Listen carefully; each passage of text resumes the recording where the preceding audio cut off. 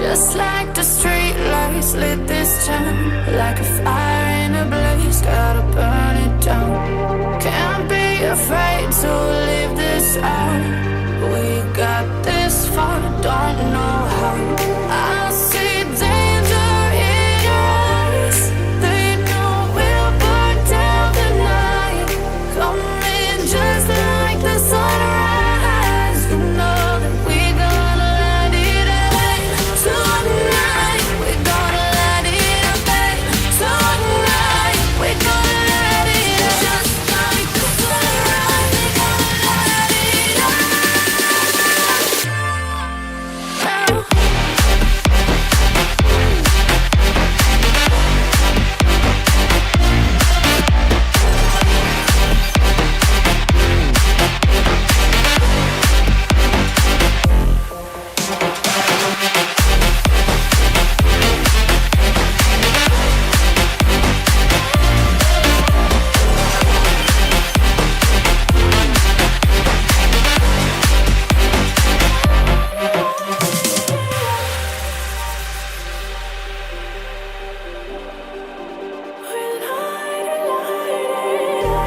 Just like a spark that's breaking out.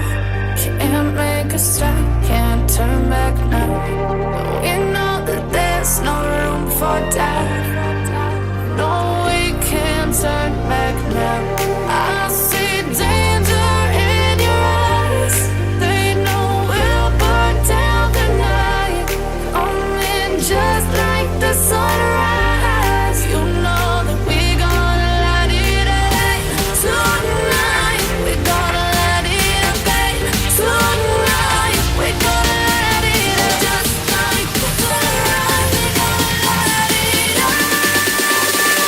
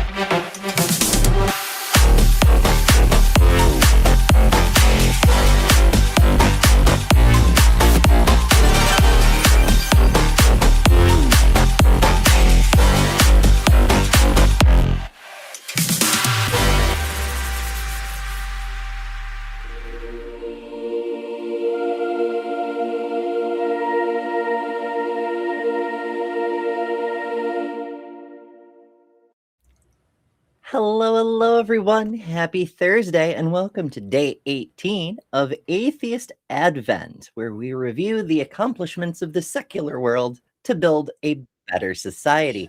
I'm joined today by the long-lost harlot, Lilith, mother of dragons, and master of all trades and all the other things. You have survived. Welcome back. How are you? Yes, I have. Finally. She's alive. Yeah, barely. Yeah, no, I suffer chronic migraines and I had a doozy of a migraine for like 4 or 5 days. So I couldn't concentrate on anything. Yeah, I'm. I mean, anybody. Okay, so there's a whole thing with people like to refer to really bad headaches as a migraine because they've never had an actual migraine. Calling a bad headache a migraine is like calling being kind of sad clinical depression. They're like not even the same thing, you know? Yeah,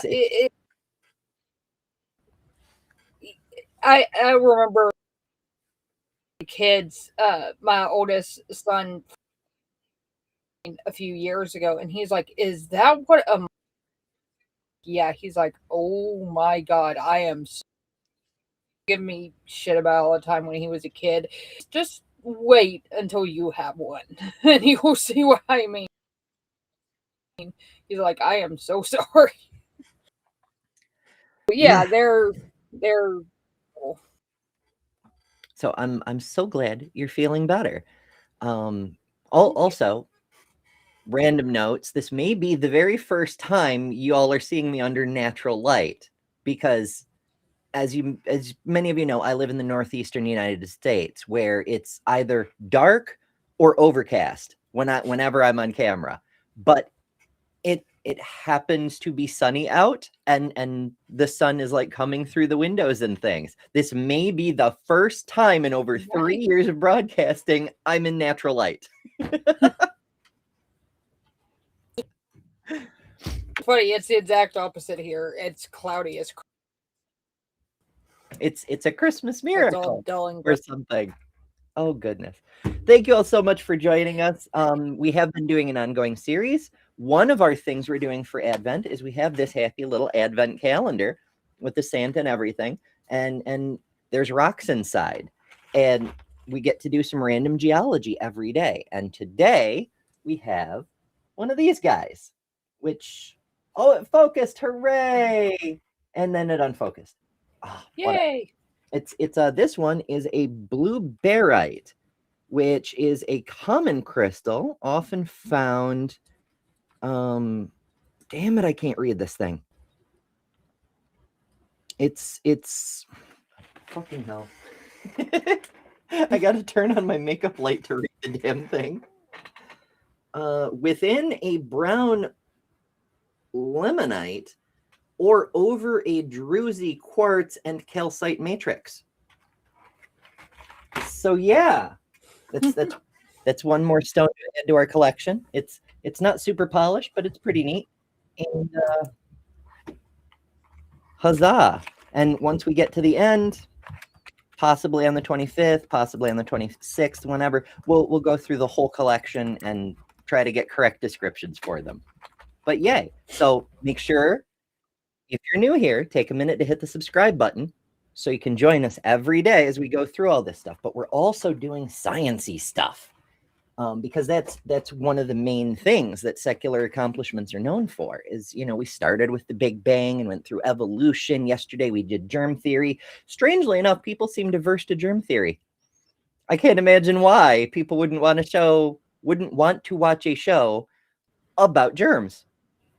I don't understand people. It's, you know, it's fine. Couldn't join yesterday because I have a fun tidbit with germ theory. I have had the plague.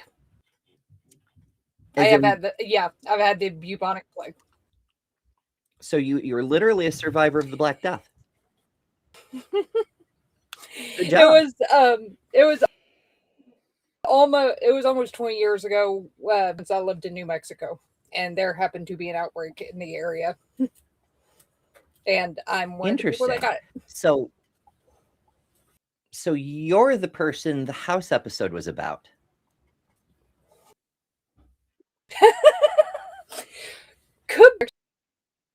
Actually did get it from fleas from my brother-in-law's dog. Because there were like 7 cases in that outbreak, right? No, there were like 4. And that's 42, and I think 3 people died. Oof. Okay, well, I was a little bit off. From what I remember, from what I recall, me and my sister-in-law were we were either the last in that last little group to actually get it. Somehow my ex-husband and ex-brother, I don't know how, but they did. Lucky they made a deal with the fleas that if they brought them other victim. No, I'll start a conspiracy theory. We're not gonna get into that. Oh goodness.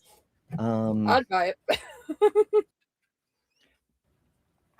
Hello everyone. Thank you for joining us. Why? Because Weed Bro had asks and that. The question is, did you happen to watch How Beer Saved the World? If not, it's a really good documentary that's relevant.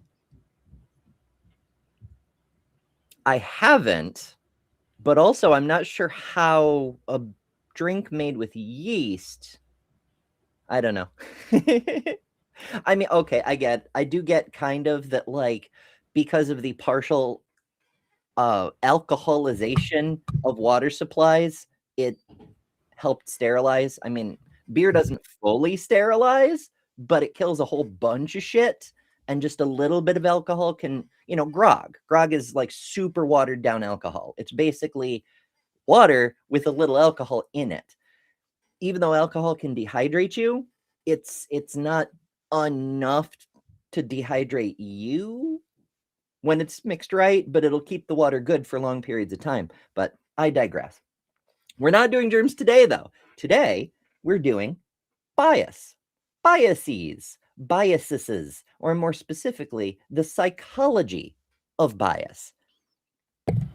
Because when we do a topic, we don't just do the topic, we do the science behind the topic. Like with the Big Bang, it was the history of how we made that discovery rather than just what the Big Bang says. Same thing with relativity and all this other stuff. Because the history part often doesn't get explored really.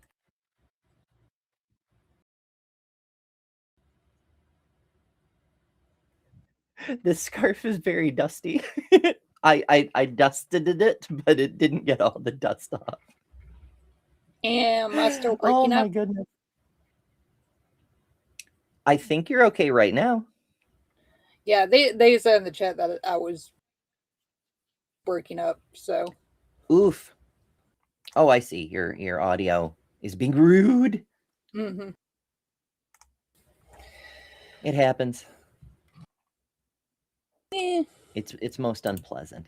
All right. So, couple of notes. As always, I start the show with random notes. Lil survived. Yesterday we also did adult Bible study. I decided it didn't go so well on a Friday, so I decided to try a Wednesday. Stop. That's a kip quake. They happen Kip attack. unpredictably. Yeah. Stop, Kip. Damn it, Dr. Kip. She's been all up in my.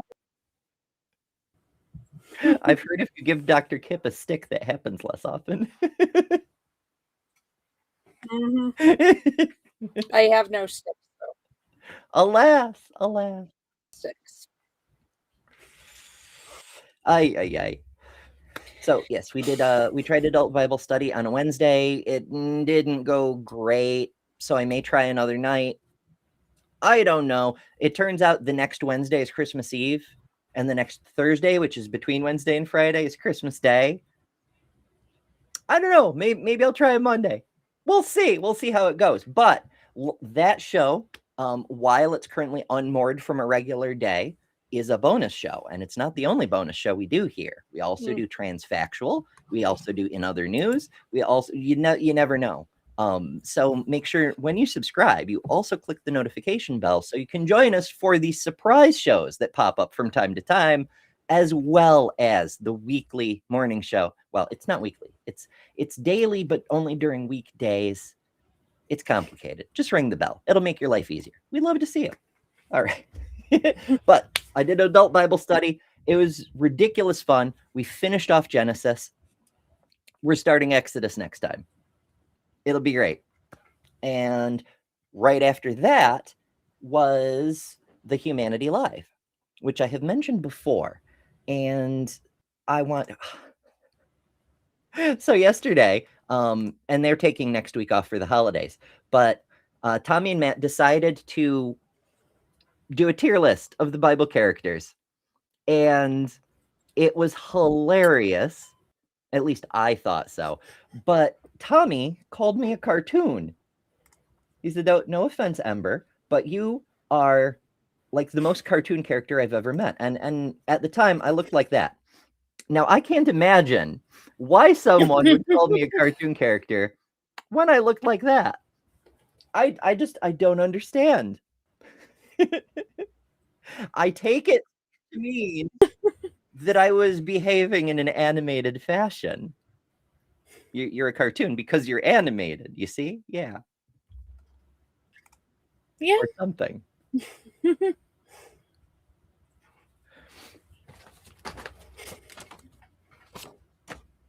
My heavens, I can't begin to imagine what would give them the impression.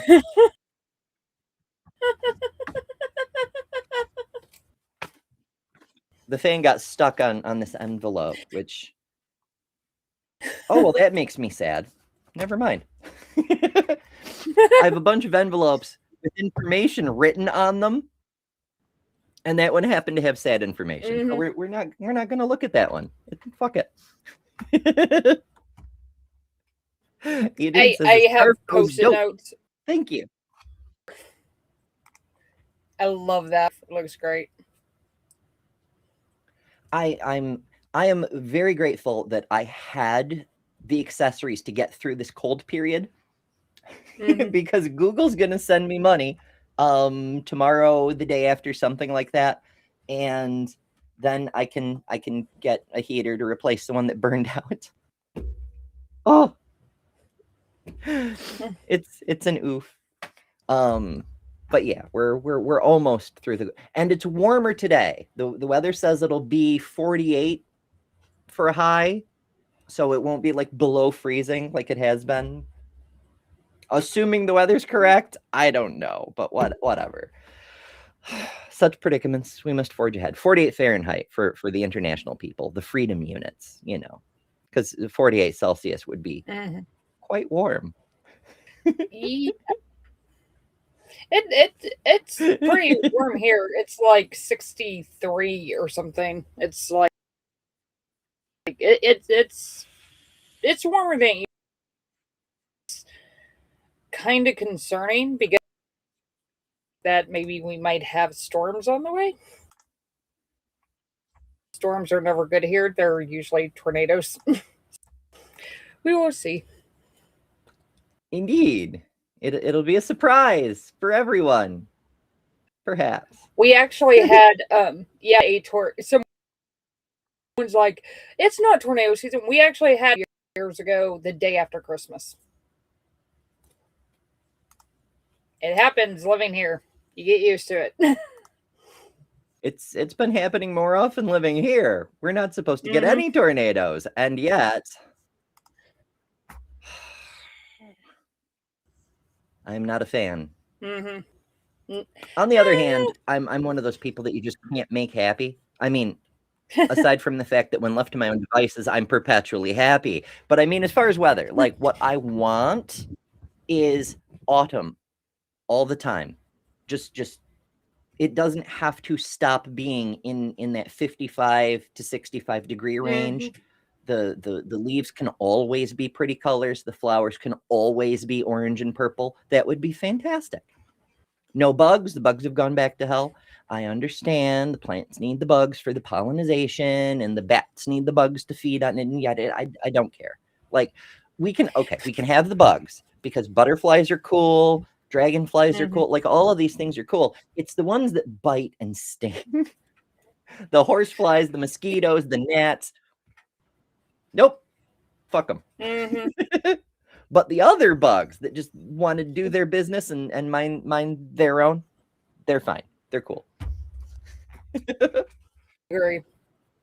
I'm completely with. Hell yeah. You know what's fucked up though? When we do get a warm day, like one warm day, by the afternoon there's mosquitoes flying all over the damn place. Like the larvae hatch like that.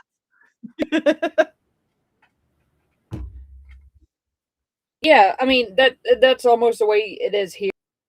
We might have a few weeks where there's not any tornadoes. We might have a few weeks where there's not any mosquitoes out.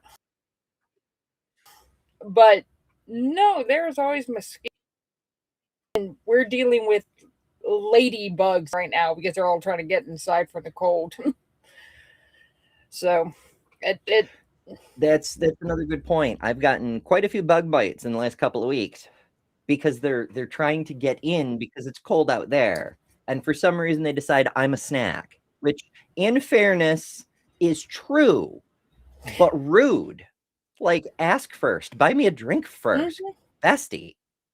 Jeebus. Yeah. Ellen says, why did God create mosquitoes? I think it's a sadism thing. Yes. I mean, there are worse things that God is alleged to have created. However, as the theists often point out, we can't understand like little suffering without a lot of suffering. You need an objective maximum amount of suffering, or you won't have any conception of how lesser sufferings are still suffering or something. Mhm. Like they normally present it the other way around, like you need a maximum good to understand any good, but the principle works in the reverse. I'm still could do with wondering where the overseas. objectively highest mountain is so we can understand altitude. Sure. Is it Mount Everest or is Nope. So there, it gets into science, it gets into geology. On Earth, the lithostatic pressure seems to put a limit on somewhere in the vicinity of 5 miles from base to top, but it depends on the kind of continental plate you're on. For example, Hawaii, the big island, is a volcano that goes all the way down to the sea floor. It's much bigger than Everest, but most of it's underwater. So we don't count it as altitude because altitude we consider being above sea level, even though the stone itself is much higher. But that's an oceanic plate, which means that the weight of the ocean is pushing down on it. Now, the reason Hawaii gets a boost in that regards is because the water is more dense than much of the magma, right? Like lava stone, it sinks when you drop it in the ocean. I have that backwards. Scratch that, reverse it. Water is very heavy though, so I got that completely messed up. So pumice floats in water, and it's just what does? kind of cool. Pumice stone. Oh yes. Yeah, which is Yeah, there's a lot of volcanic material that it comes out different when you expose it to water than if you let it dry on its own, which is one of the ways we know there was no global flood, because there's very old volcanic, not wet stone. But never mind. It's a whole other thing. But what I was trying to get to is on Mars, Olympus Mons is something like 30 kilometers tall from base to tip, and Pavonis Mons is the same height, and Arcia Mons is the same height, which seems to indicate the lithostatic pressure on Mars tops out at about 30 kilometers tall. When you start to get taller, the continent underneath sinks into the mantle, so you can't get higher. But that's Mars. So is that objectively the biggest? When you consider how much smaller Mars is than Earth. So it just makes that distance even more impressive when you realize Mars is just smaller, so much smaller. Mars is an interesting one because it's got a lot of features about it that indicate interesting things. For instance, it's very, very, very high iron content on the surface. There's other properties about the surface that match things that we believe about Earth's mantle. There's large sections where entire outer layers have been knocked off, like the northern hemisphere has 5 kilometers of depth missing. If that's a crater, it's the biggest crater we've ever seen anywhere. It's a ridiculously huge thing. And if it's not a crater, then what the hell happened? Did an entire layer of outer material slide over another and leave a gap? It's very strange. One hypothesis that may explain that, and testing this is going to be a bitch, but so we're at the hypothesis stage. But original Mars was much more like Earth and Venus, because planets in this part of a solar system tend to be around the same general configuration. But as we know, the early solar system was a bit of a bowling alley. Earth got whacked by something about the size of Mars, and the two merged, and the moon got flung out, plus a whole bunch of other debris, most of which crashed back into either Earth or the moon.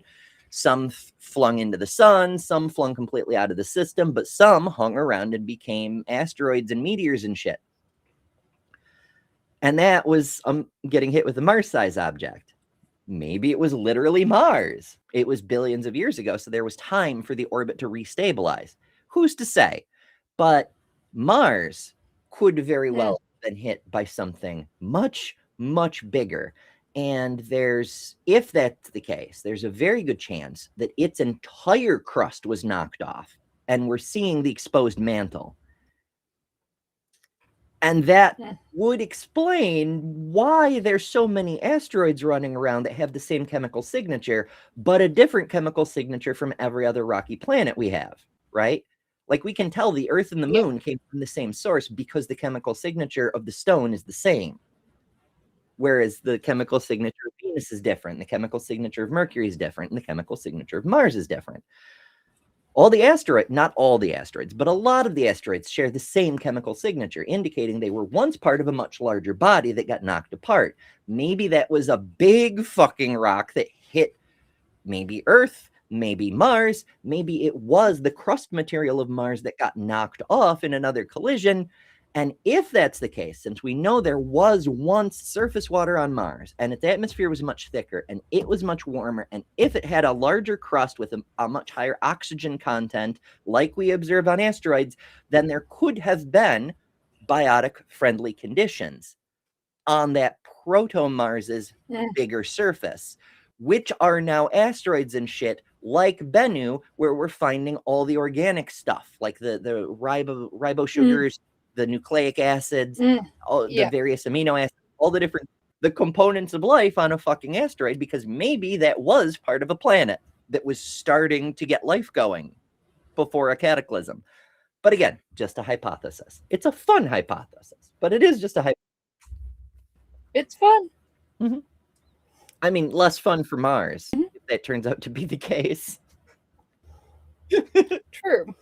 But, yeah. You know.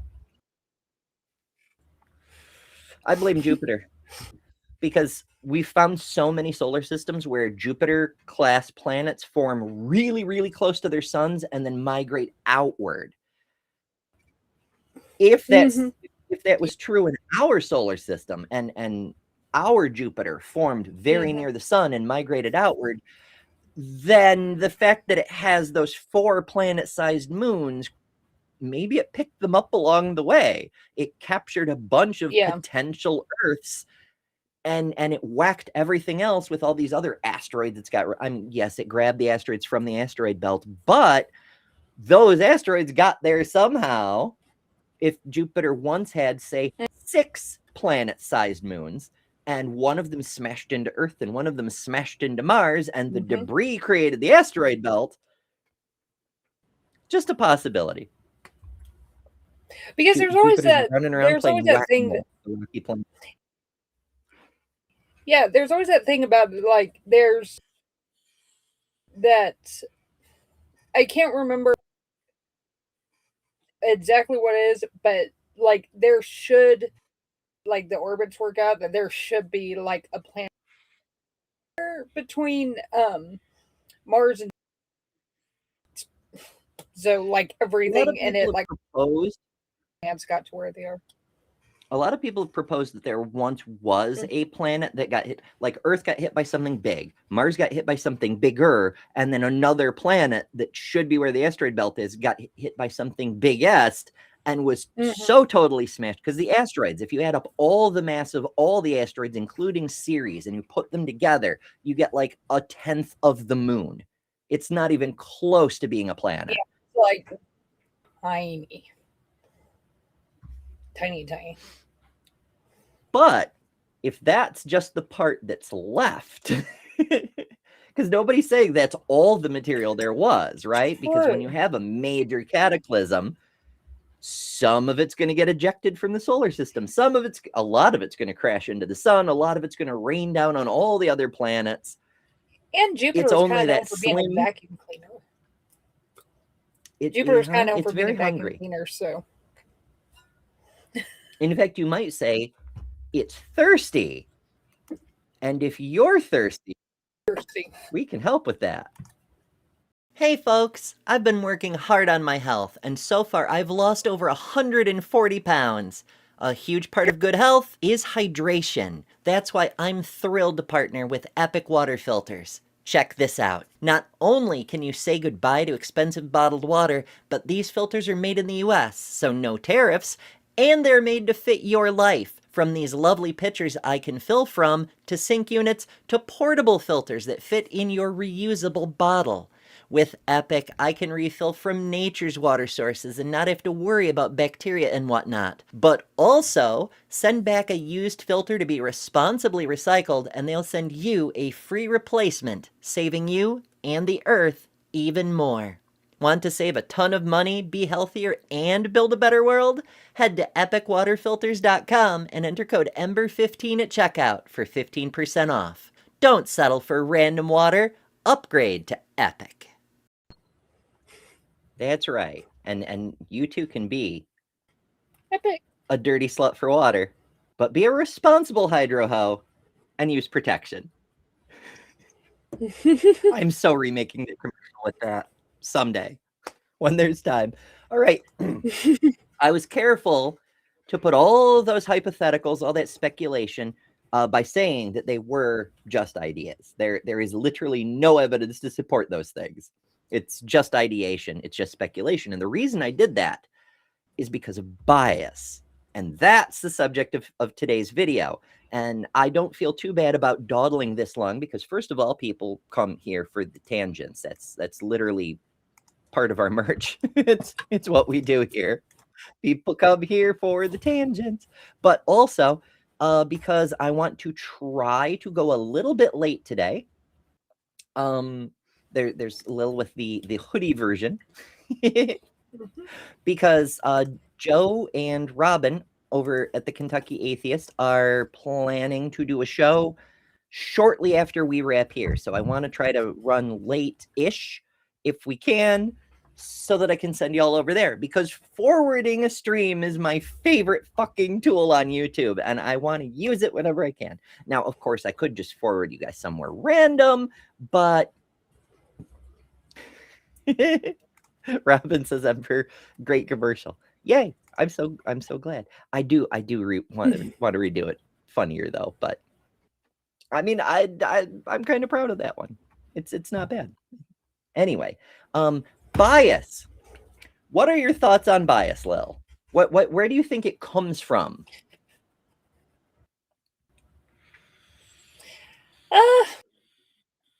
That's actually a good question. Just, I would say, to look at something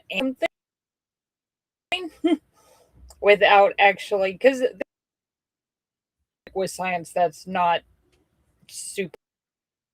So we tend to go for the easiest explanation, a made-up explanation, than actually do the science to figure out, like, the Big Bang and evolution and stuff, because that stuff is hard. It can be. Robin says she's sick and won't even be there. Well, we hope you feel better, Robin. It's that time of year when one person gets sick and then another gets better and then somebody else, and we're playing hot potato with disease. Mhm. Why the germ theory episode yesterday is so important. Go watch that one. I mean, finish this one first, but go watch that one because nobody watched that one. That's a little disappointing. Have an excuse. I mean, you have a doctor's note, but hey, my void is returned. Void, look at that. When did that happen? I'm back in the unnatural darkness. And speaking of unnatural darkness, our thoughts and condolences go out to Luxander, their void kitty, Mitternacht, who has been its companion as long as I've known it. It just, we're all very fond of our pets, and Lux's kitty passed on, and I'm very sad. I didn't know Mitternacht personally, obviously, but he appeared on many streams with Lux, and void kitties are cool. So I realize Lux will almost definitely never watch this, but I wanted to say so because it's a thing. You want to express your things for Hmm. Right. Biases. So biases We all love happen. we all love our. Mhm. Biases happen because of shortcuts in thinking, because brains use a lot of energy and people are lazy. They want to conserve that energy. So they want to take shortcuts with the thinking. So they use less of the energy and they can save it for important things like fantasy football, I guess. So we get biases. I was just throwing out the most absurd thing I could think of. Yeah, congratulations. Yeah, that is the most absurd thing that I could have possibly. That was perfect. You know, say lovey. Absolutely perfect. Okay, so we'll start today, and I wish Maya could join us, but mornings. Kip has opinions. Mornings are not so great for Maya these days, but that we work with what we've got, and so we'll start with the psychology today article, I guess. Bias. What the hell is a bias? A bias is a tendency, an inclination, or prejudice toward or against something or someone. I know, awfully specific, but basically it's a pre-conclusion without actually concluding. You're just leaning in that direction. Some biases are positive. That's an important thing to keep in mind. Like people who choose to only eat foods that are considered healthy, or staying away from someone who has knowingly caused harm. That's technically a bias. For example, the people who caused a great deal of harm this past week. I'm consciously choosing to stay the hell away from them because they're people who cause harm. It doesn't mean they will necessarily cause harm within the next 24 hours. I'm just not going there. I'm not risking it. Bias. Understandably. See? But also like vegetarians. That's a food bias. Like they could eat other food, but they choose not to. So biases are often stereotypes rather than actual knowledge of an individual or circumstance. Whether positive or negative, such cognitive shortcuts can result in prejudgments that lead to rash decisions or discriminatory practices. And this is why psychology is interested, because these errors in thinking can lead to behaviors that cause disruption in society. It can cause harm to other people. Like when you think of discrimination, you probably are thinking of race, among other things. And racial discrimination is harmful, even when it's a positive stereotype, like Asians are good at math.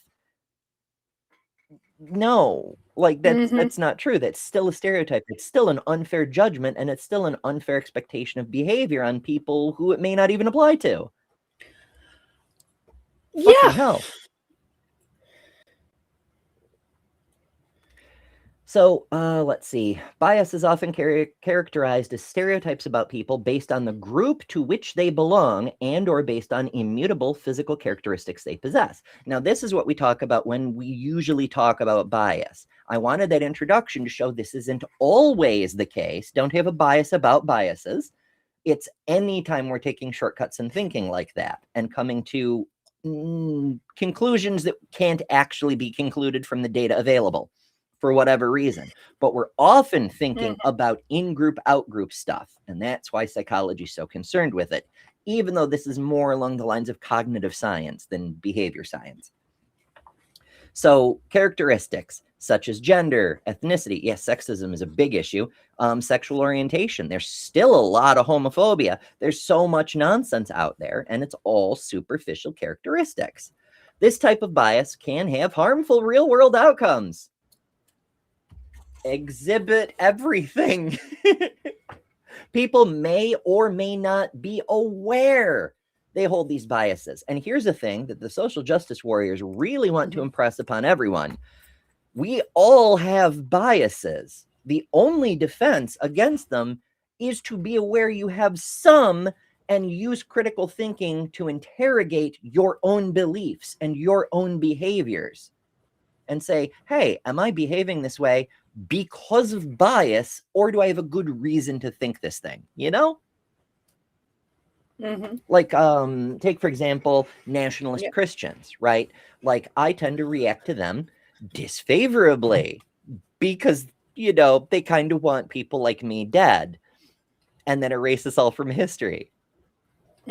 So yeah, I'm going to stay away from them for my own safety. Now that's a bias because it means that I'm acting in a way that implies knowledge I do not have. I don't know that any specific Nazi is going to try to unalive me. So I don't know that I have to stay away from that person. But because the risk is very high, I'm not taking that chance. Thank you very much. I'm aware it's a bias and I'm keeping it.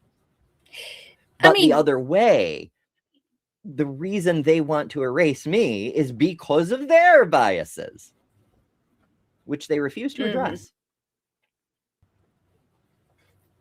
With, you know, not knowing which is going to be a problem and which is not, it kind of goes back to the whole TikTok thing, like a while back, of man or bear. We don't know who's the dangerous ones. We just don't. So we have no choice but to make a be careful with everybody kind of. Well, remember that that was a social experiment to make the point. It wasn't, it was never intended to be, people are saying they will literally choose a bear every time. Everyone is fully aware that 90% of men are safe. We just can't tell which are the 90% on the surface. And that's pretty rough. And sometimes we think, and sometimes we do not. That's another issue with bias, is prejudging means you can be wrong, and often are. The phenomenon of implicit bias refers to societal input that escapes conscious detection. And that's another trick with bias, is we're not consciously aware of it because the point of it is to be a cognitive shortcut so that we're processing information without running it through our consciousness. Paying attention to helpful biases while keeping negative, prejudicial, or accidental biases in check. And that's a big issue. Checking ourselves for prejudicial biases, very important. But checking for accidental biases, ones we are definitionally not aware of, is vital, because we could be harming people. Like, for example, gender criticals, right? TERFs, if you prefer, transphobes. They often advocate that they're trying to protect women, but they're doing it with an accidental sexist bias. Well, I'll assume better than has actually been demonstrated about them and say it's an accidental sexist bias, because they're implicitly saying women are not the equal of men. And that's very fucking sexist.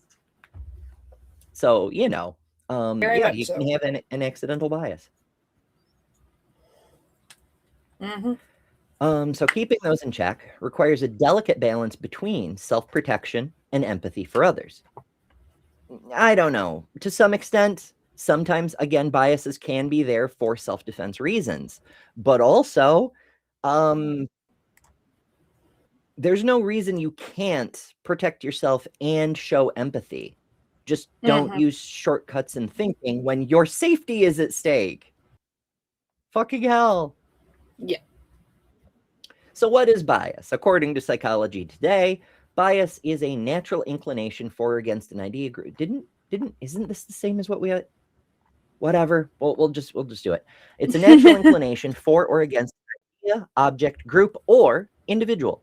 It is often learned and is highly dependent on variables like a person's socioeconomic status, race, ethnicity, educational background. Now, a lot of people might say, I won't judge somebody who's a high school dropout badly, but here's the thing. You will often judge somebody who has a PhD more highly, and that's still a bias. You're treating them differently based on assumptions you're making about their educational background.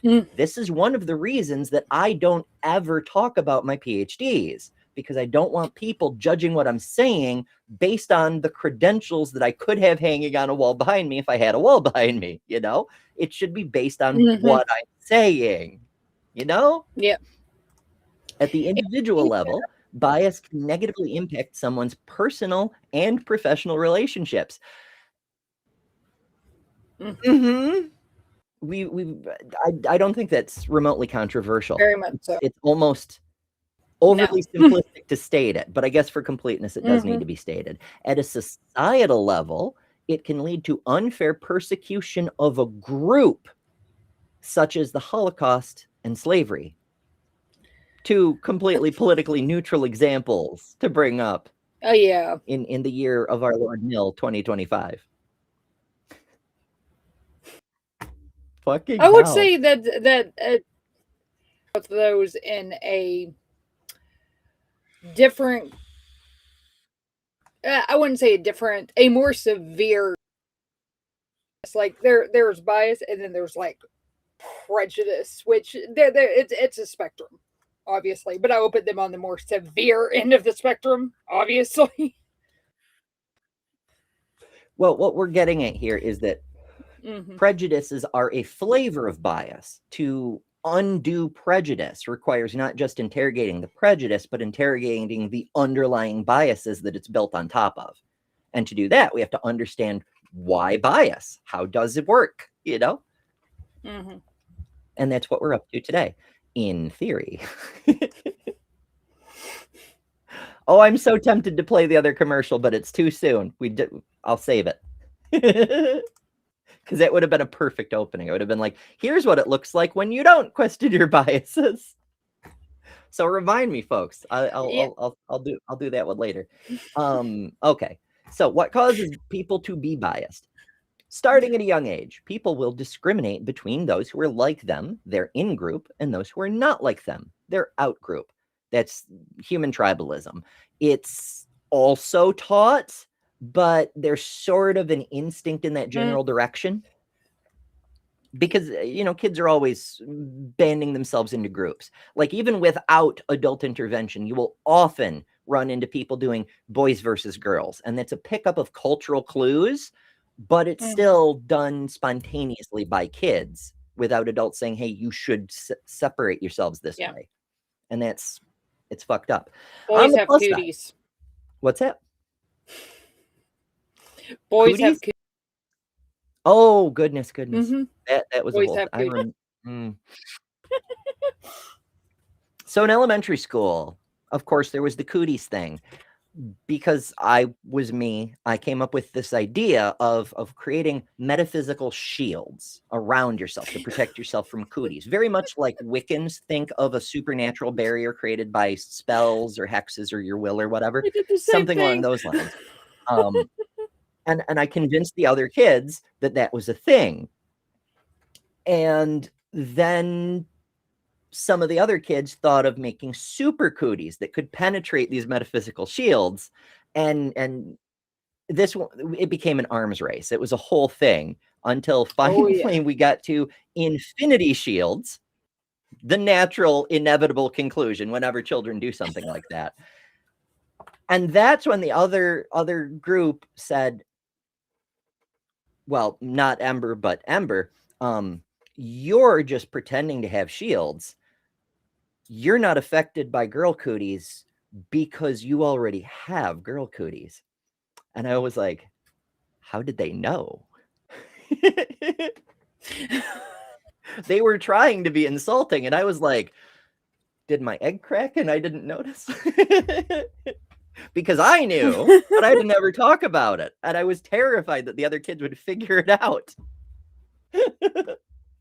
That's one thing. And I mean, related to that, but that's one thing. It's like kids, like my grandson, who is almost so much more observant than like the rest of the adults in the house give him credit for. Like it's that's true with a lot of kids. It's crazy the stuff that. How the hell did he realize that? Realize that there's tension here when like these two people never talk to each other, and I'm like, it's because they never talk to each other, and he realizes that. It's just like kids are kind of amazing and pick up on stuff that they pick up on the subconscious, I think. Well, it's not Oh, even no. subconscious. It's they're not taking the mental shortcuts that the adults have programmed themselves with so they could have lazy brain. The kids are new. They haven't figured out what the shortcuts are yet. So they're still paying attention in ways that adults often aren't.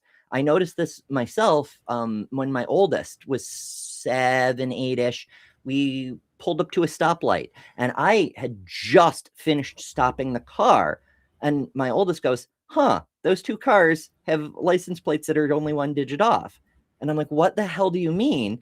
And they pointed, and like the car over here was like ABC 1234, and the car all the way over there was ABC 1235. And they did it in a split second. And I'm like, how the fuck did you even notice that? Because I'm not even looking at license plates. I'm paying attention to the speed of the other cars and the stoplight. And if a kid comes around, like all the different tasks we do while driving. So I'm not paying attention to the license plates. They're just license plates. Like I see them, but they're just kind of blurred over in my data processing. It's just a license plate. It's not important. We're not paying attention. But my oldest wasn't driving and didn't have any particular reason to take those mental shortcuts, and so did notice.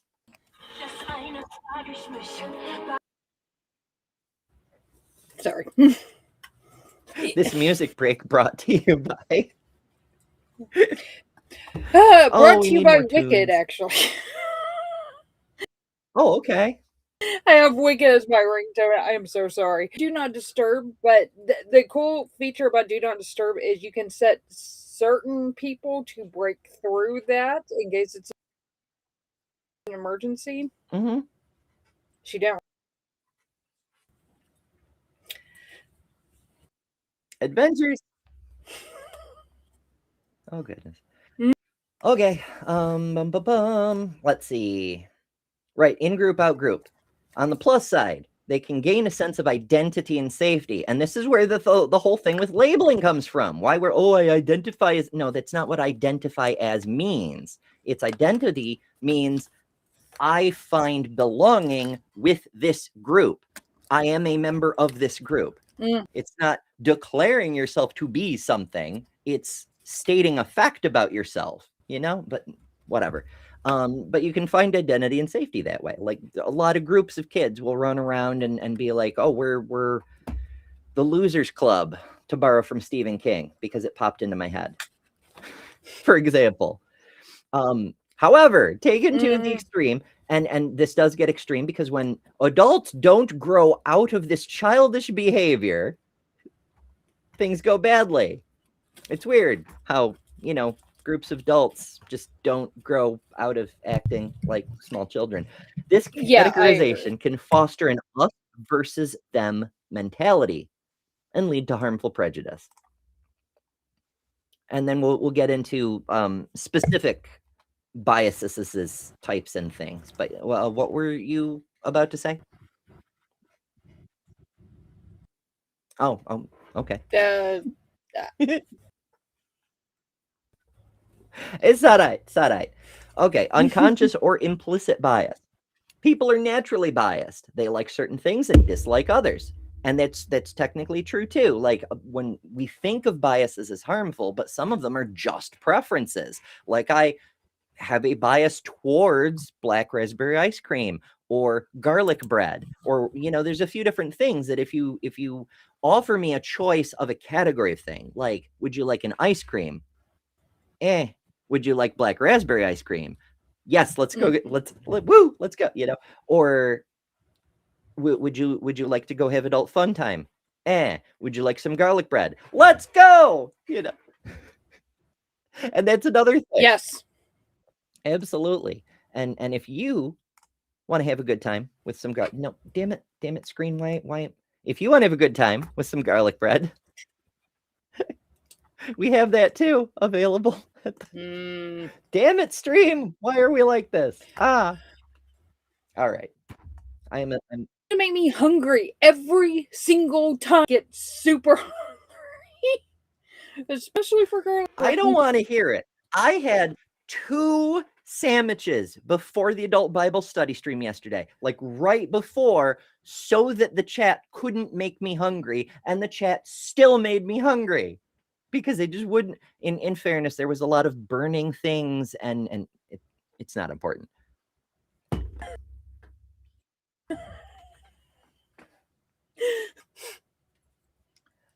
On the plus side, it has helped to reverse the unhealthy weight loss I've been having. Oh shit. Especially this past week, because it was a very rough week for a bunch of different reasons, and it made it very difficult to like eat, and that's a thing I need to do for various reasons, some relating to medicine, some relating to eating disorders. It's just no, I have to feed Ember, and I just couldn't. But y'all talking about food all the damn time makes it slightly easier to get myself to go do that, because that's another bias, but whatever. Oh, Adrian's out. Peace.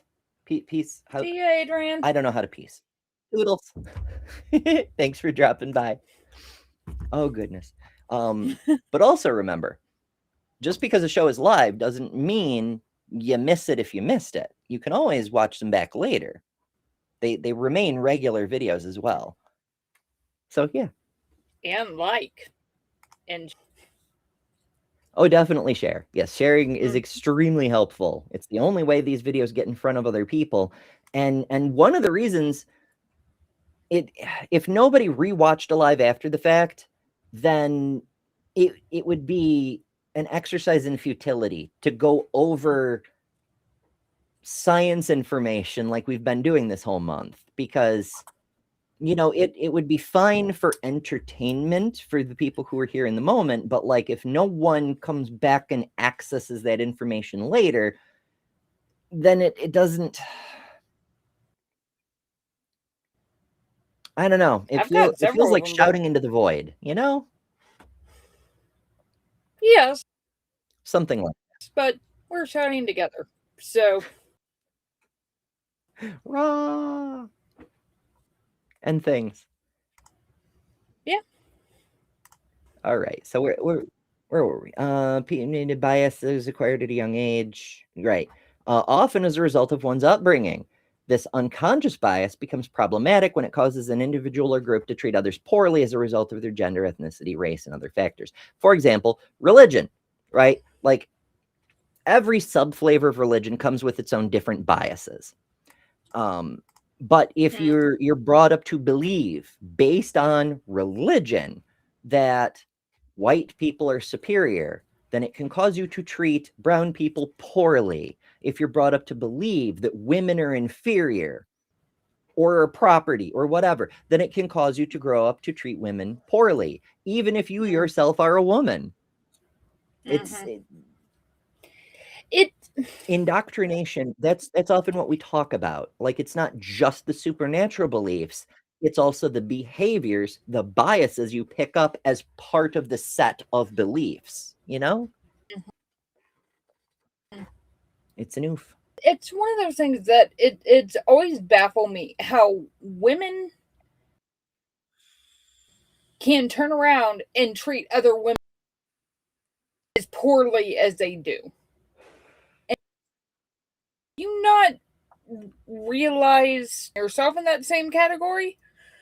Like, yeah, that. No, they do. That's one bias. Like lately, it's been on full display. You know, there's Allie Beth Stuckey running around saying, "As a woman, I'm very weak, and so I need men to protect me, and that's why I'm against you men using porn, because it makes you weak." And they're like, "Hold the fuck up, woman. You're a woman." You know, there's Erica Kirk running around and saying a woman's place is in the kitchen, while she runs around the country on speaking tours, not being in the kitchen. You know, yeah, all this kinds of shit. But then there's also the pick-me's, right? Like the Riley Gaines is her entire thing is grifting on pick-meism, based on sexism. Like, her entire thing is tying for 5th place against a trans woman in one race and saying, therefore, because she performed exactly as well to the 100th of a second as a trans woman, and they both lost to 4 cis women, that trans women have an unfair advantage in sport. That's her whole thing. It's like, but because of that premise that trans women have an unfair advantage, she has to buy into the underlying premise that men are always superior, not on average, always superior. Not only the transphobia that trans women are men, but that men are superior. So it's sexism underneath the transphobia. Like we often say, transphobia is just misogyny with extra steps. But I digress. That puts her in the situation where she's talking with President Temu Peace Prize, and he says something like, well, because I'm a man, I can just beat her at any physical competition. I could put on a swimsuit right now and I just beat her without even trying. An 85-year-old man, a 115-year-old man just throws on a Speedo and beats the 5th fastest swimmer at Kentucky U. Granted, she hasn't swum in a couple of years, but never mind that. Like, just because he's a man, that's the sort of shit she has to buy into by promoting this sexism, this bias. I mean, it's one of those things that it's, and I guess it's just the way that I think and the way that my brain works. It's like, think it through. And it's like, do you like ridiculous you sound once you follow this to even like 1 or 2 and you sound ridiculous. That was Plato's whole thing with the argument to absurdity is if you could. So Plato, he gets a lot of credit for a lot of things, and some of his stuff is interesting but isn't conclusive. It just gets you thinking. But the 2 big things that I really appreciate that he really solidly demonstrated are in debate. When you resort to an ad hominem attack, when you attack the person instead of the argument, you're effectively conceding the debate. You're saying, I can't argue against the things you're saying, so I have to attack you to try to win. And that's true in not just debates. But that's another topic for another time. The other thing is the argument to absurdity. It was already around for a couple hundred years, but he kind of perfected it. He would take his opponent's arguments and he would blow them up to absurd proportions to make the flaw in the argument undeniably obvious. Something like the Riley Gaines factor, he'd say something like, you claim that trans women have an advantage because trans women are men, which means you're claiming not just hateful, unproven, counter-scientific bullshit, but also underneath it all, you're claiming that women are inferior to men. Let's blow it up. Let's look at it and see what you're actually saying and see how fucking absurd it is. Fucking wild. That's right, Dr. Kip. Lil is alive. Or... yes, I am. So the lizard people that replaced her would have us believe.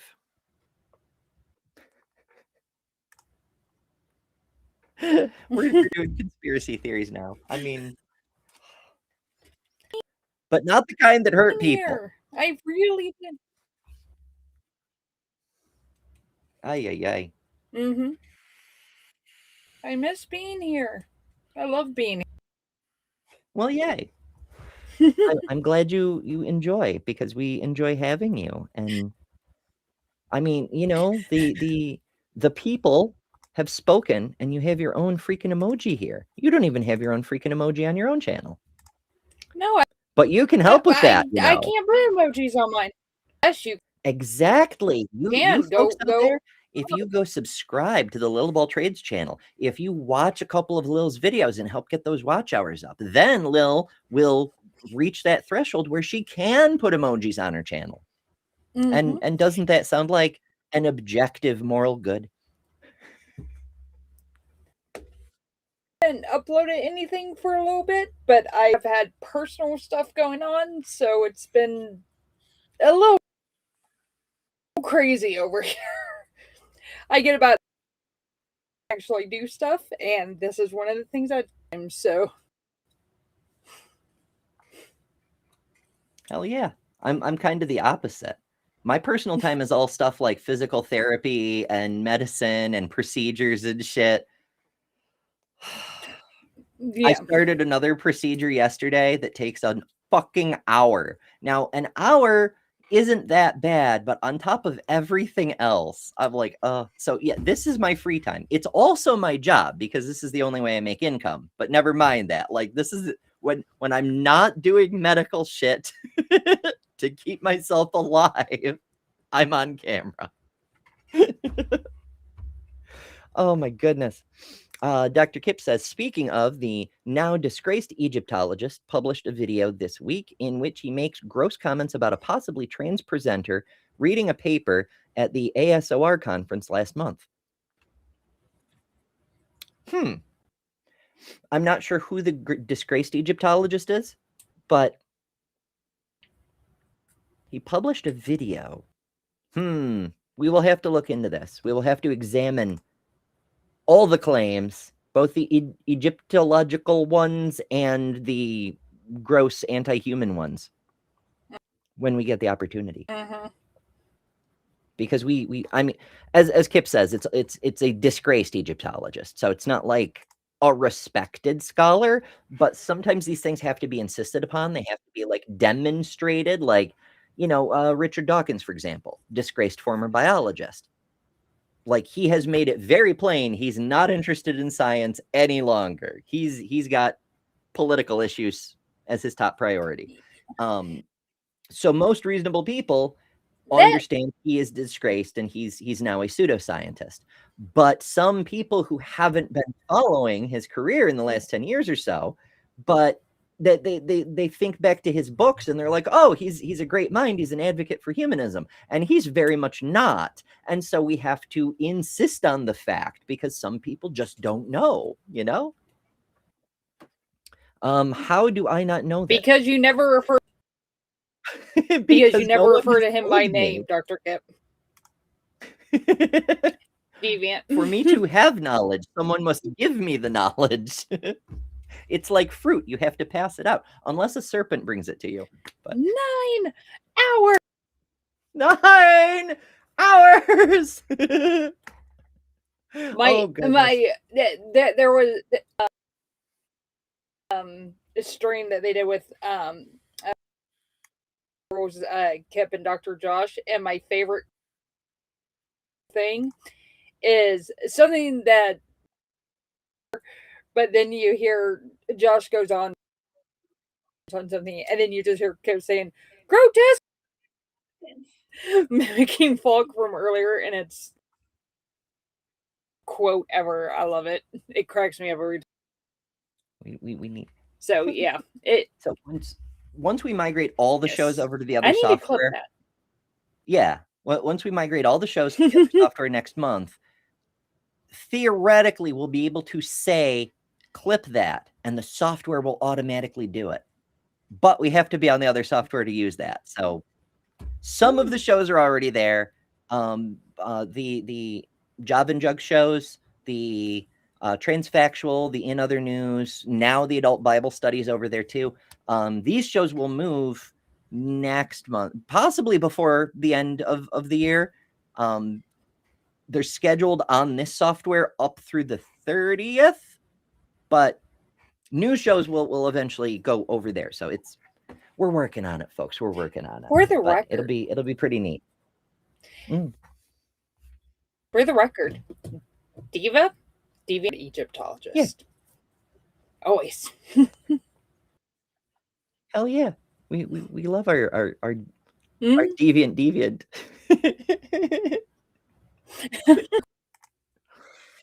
Marina Martin. She is now a diva. A deviant. That is now her nickname. Diva named Deviant.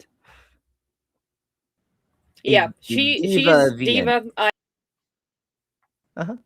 Thanks, Mark. And that's why Mark gets his own I give emoji. him crap by that every Blame Mark Reed. That's right. That's what we do here. Mhm.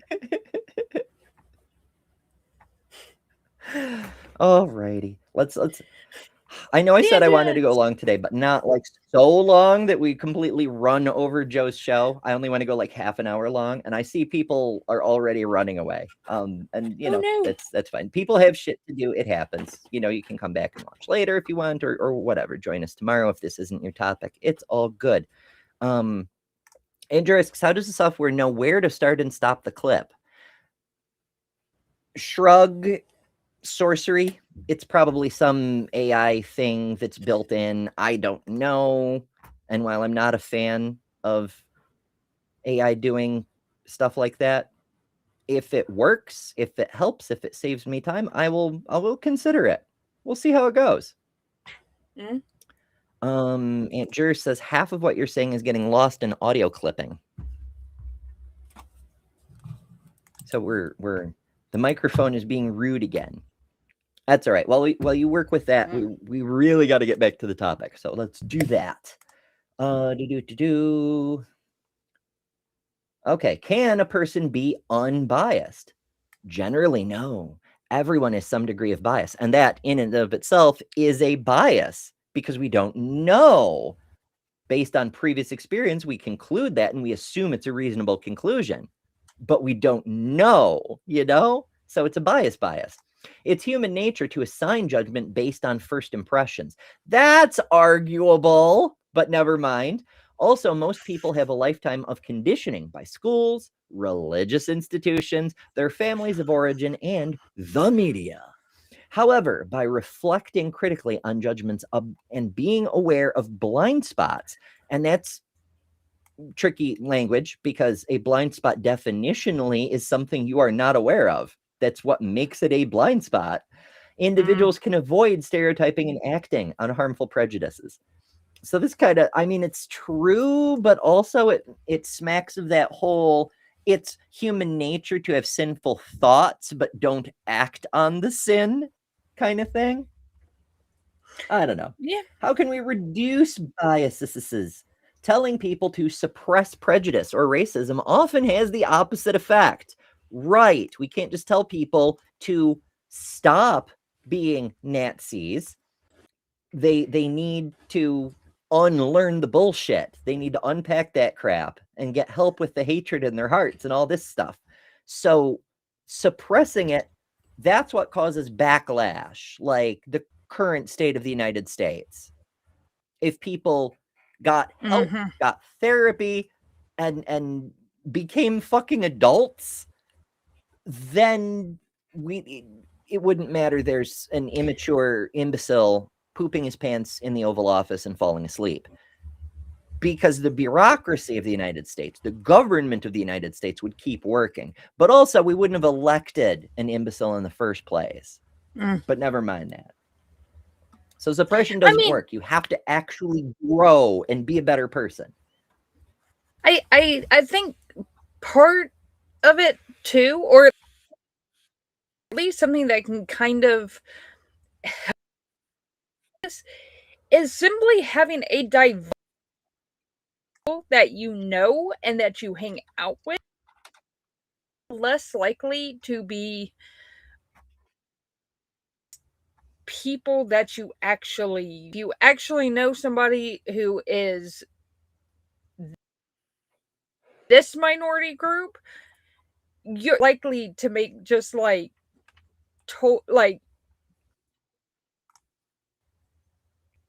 judgments that don't. You're less likely to make biased judgments. Experience is that the more diverse my circle, the more I'm being able to be like, oh crap, I don't need to be doing that. Able to have somebody who will be willing to, yeah, about that, you need to be careful with that. Have somebody who will be willing to call you out when you have those biases, but do it in such a way that's not like, I guess, mean about it. That's not really the right word, but that's that will be honest about it. Yeah, I'm having many thoughts trying to come out of a single mouth all at the same time, as is often the case. I'm thinking back to when I was in elementary school. There were 2 non-white students. They were both brown, one of them of Indian descent, one of them of African American descent. But everyone was just like, they're both black because they were dark brown. Like, they're not, though. Like, one has African ancestry and one has South Asian ancestry, but never mind, whatever. But also, like, it struck me as weird how everyone treated them differently. I was like, why would you do that? And they're like, well, because they're different. And I'm like, it's skin color. That's, from my perspective, it was no different than hair color. Should I be treating the redheaded student different from the blonde student, from the brunette students? Like, or eye color, or right or left-handed, or what color shirt you have on? And that was related to a Star Trek The Next Generation episode where, or maybe it was Babylon 5. It was Babylon 5, but they were around the same time, where there's this species of alien who every few years they hold a big fuck all confrontation thing where everybody gets assigned a colored shirt by random, and then you're on team red shirt or green shirt or whatever. And then they kill each other. And families are divided. Religions are everybody's divided because shirt color is the thing that matters, and you kill the other team. The war goes on until half of them are dead because they repopulate so damn fast. And I'm like, yeah, it's a lot like that. I saw this in my formative years, and so it influenced how I saw things in elementary school. Conversely, I wasn't exposed to these ideas that brown people are inferior and need to be treated poorly so they stay in their place and all this shit. And so I get that humans sometimes behave that way, but also based on my own experience, anecdotal as it may be, because I am a neurospicy person, I'm not typical. It isn't automatic. It isn't natural. It has to be taught, or at least exposure to. Like, this is how we behave. The behavior has to be modeled, is what I'm getting at. And if it isn't, that bias isn't there. But that works the other way too. And this is the reason I had so many thoughts trying to come out all at the same time. I find that in many circumstances, I tend to default to pro the trans person in an argument, even if the trans person has a reputation of being very wrong about things, because I have a couple of biases. For one, trans people usually are under attack and need to be defended. If you have to have a baseline, that's a pretty fair one. The second is because, I find trans people to be delightful by and large. They're creative and artistic and articulate and understand themselves better than most cis people on average. And the struggle for survival and things. I just think trans people are fucking delightful. It's a positive bias. When I walk into a room and I see a bunch of trans people, I feel happier, even though I don't know any of them yet, So I'm aware of that bias.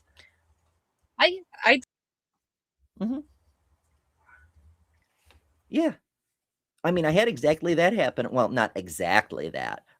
For Thanksgiving, I was at a Friendsgiving kind of thing. Like the group that helps me put on the Comic-Con every summer, we did a Friendsgiving thing. And I didn't know half of the people there. But maybe a quarter, maybe a third of them were trans, like visibly trans, and I was like, oh, this is wonderful, because for the longest time, there's me, there's another non-binary person on the board, and then in the last couple of years, another trans woman came out, but it's not, I mean, there's more of us than in most organizations, but we're not like even a significant number in the overall group of organizers and things. But at this event, it was, between a quarter and a third. And I'm like, this is cool. Now, it was a lot of spouses, a lot of children, but I don't know. It just made me happy. And I'm like, that's interesting that I feel happy in the presence of People like that. Yeah. But also the other people, because there are also people who enjoy being around diverse people. Like it's not a matter of not hating people for being different. It's being happy about the fact that people are different. Like, it's so wonderful to see such a diverse group of people here, which is one of the things I love about this community. So yeah, I do go on. I diversity of like this community. Like, there's people from like all over the place, which is really nice.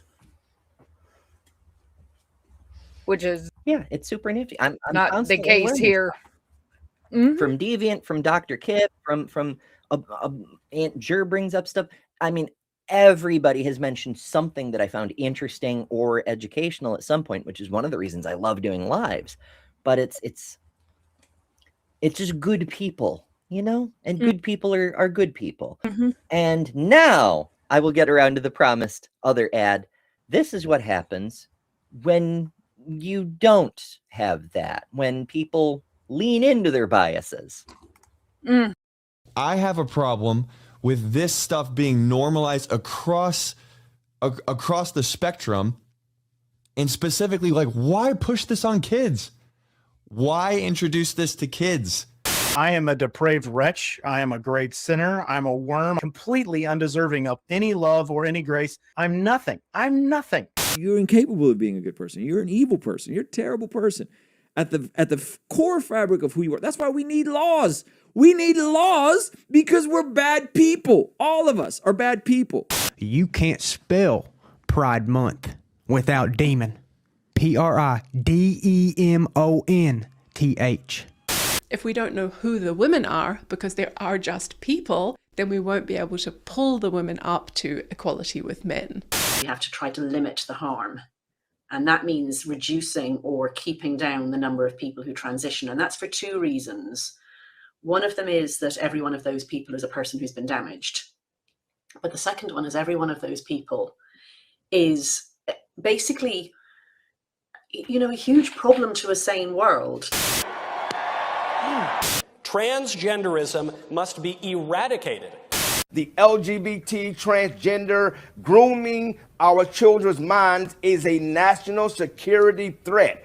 We need to hold people for treason, start having some public hearings, and start executing people. I will use whatever gives me victory. I don't care about the truth, and I don't care about the law. I care about one thing, the control. But then they rigged the election, and now we won, so I'm going to be your president. Then what happened is they rigged the election, and I became president, so that was a good thing. I agreed with many, many things you said during, in fact, probably more than most other candidates when you were running for president, but I still would not have voted for you because you're an Indian. I just want to say I feel good about the Republican Party. I feel good about where we're going as a nation. We're killing all the right people and we're cutting your taxes. It was actually a tremendous blessing to these children for them to be killed and go to heaven and be with God. We've been hoodwinked. We've been taken in by an ideology crafted by creeps and then pushed on children. Stop letting people pressure you into thinking. If they die, they die. I want to be ignorant, honestly. Being a Christian doesn't exclude us from experiencing spiritual dryness. We're bad people. All of us are bad people. And as always, if you're experiencing spiritual dryness, we can help with that too. Filter's so good. Water so pure. It's holy. Not that nasty bacteria soup you get in churches. This stuff will actually wash away your sins. For realsies, fam. Get saved and save the planet. EpicWaterFilters.com. Code EMBER15 at checkout. See that part? That one's too short to make into an ad, and it's not compatible with the dirty slut for water thing. So it's fine. We're going to end up with 3 different ads eventually, but it'll be fine. I'm sure at some point I might make a small commission off of all, but at least it's funny. At least it's funny. And I'll take that for now. Okay. Let's see. We have a person who thinks we're talking about Palestine or evolution. I mean, we did evolution the other day, but never mind that. I don't know how you get the idea of Palestine from today was our Bible verse was refuse bias. So we're trying to refuse bias. Oh, Yeah. goodness. Although, speaking of ads, I am in the process of doing one of Kip Attack. Of my Kip, dog shake Kip. It should be amusing. You're gonna have a lot. You got to go through a lot of footage, but you're going to have a lot.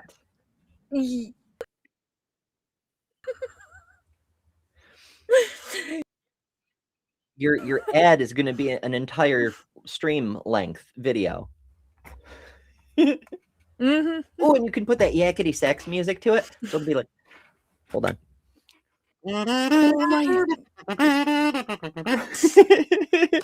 So, thank you. Now,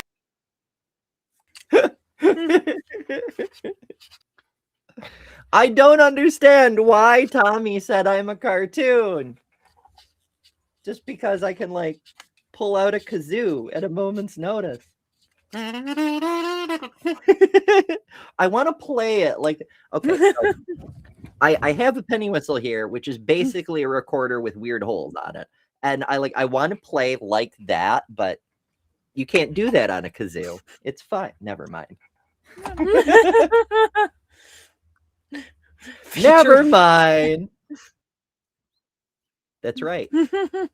Win an Academy Award for this stunning documentary. Mm-hmm. Something like that. Oh, all right. How can you reduce bias? Telling people to suppress prejudice. Yep.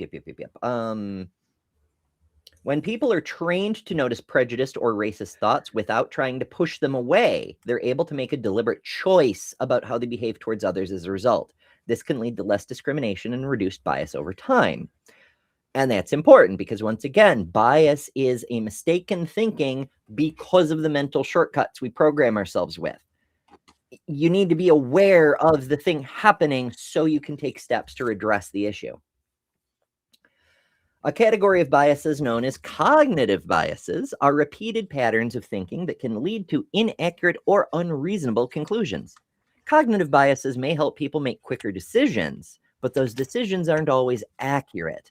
Some common reasons why include flawed memory, scarce attention, natural limits on the brain's ability to process information. And I want to highlight that over and over because we all have limits. Some of us have very limited limits, but we all have a limit. And so when you reach a situation where you're overwhelmed, where you're overstimulated, where you're facing burnout, it's not your fault. Your brain can't process properly.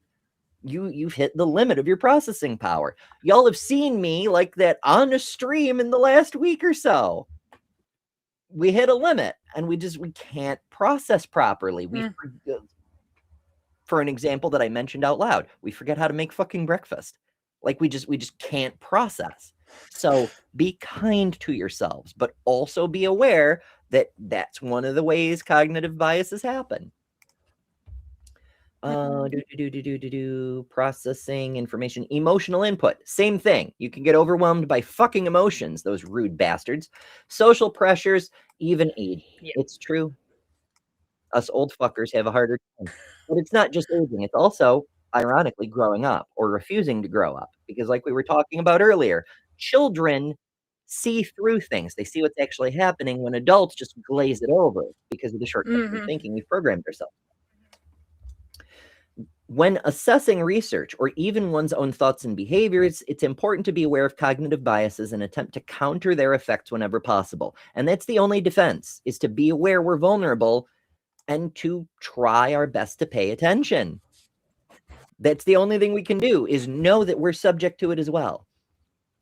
But also, it makes me wonder, being the contrarian I am,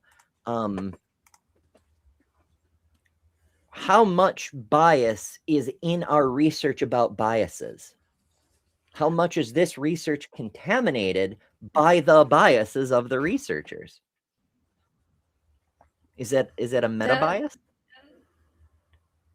I don't know, but that's a really good question. I did not even think of It's that. one of the big issues with psychology, and why so many people consider it. There's two reasons psychology gets considered a soft science. One is because you can't ever get yes/no results conclusively the way you can in physics or chemistry.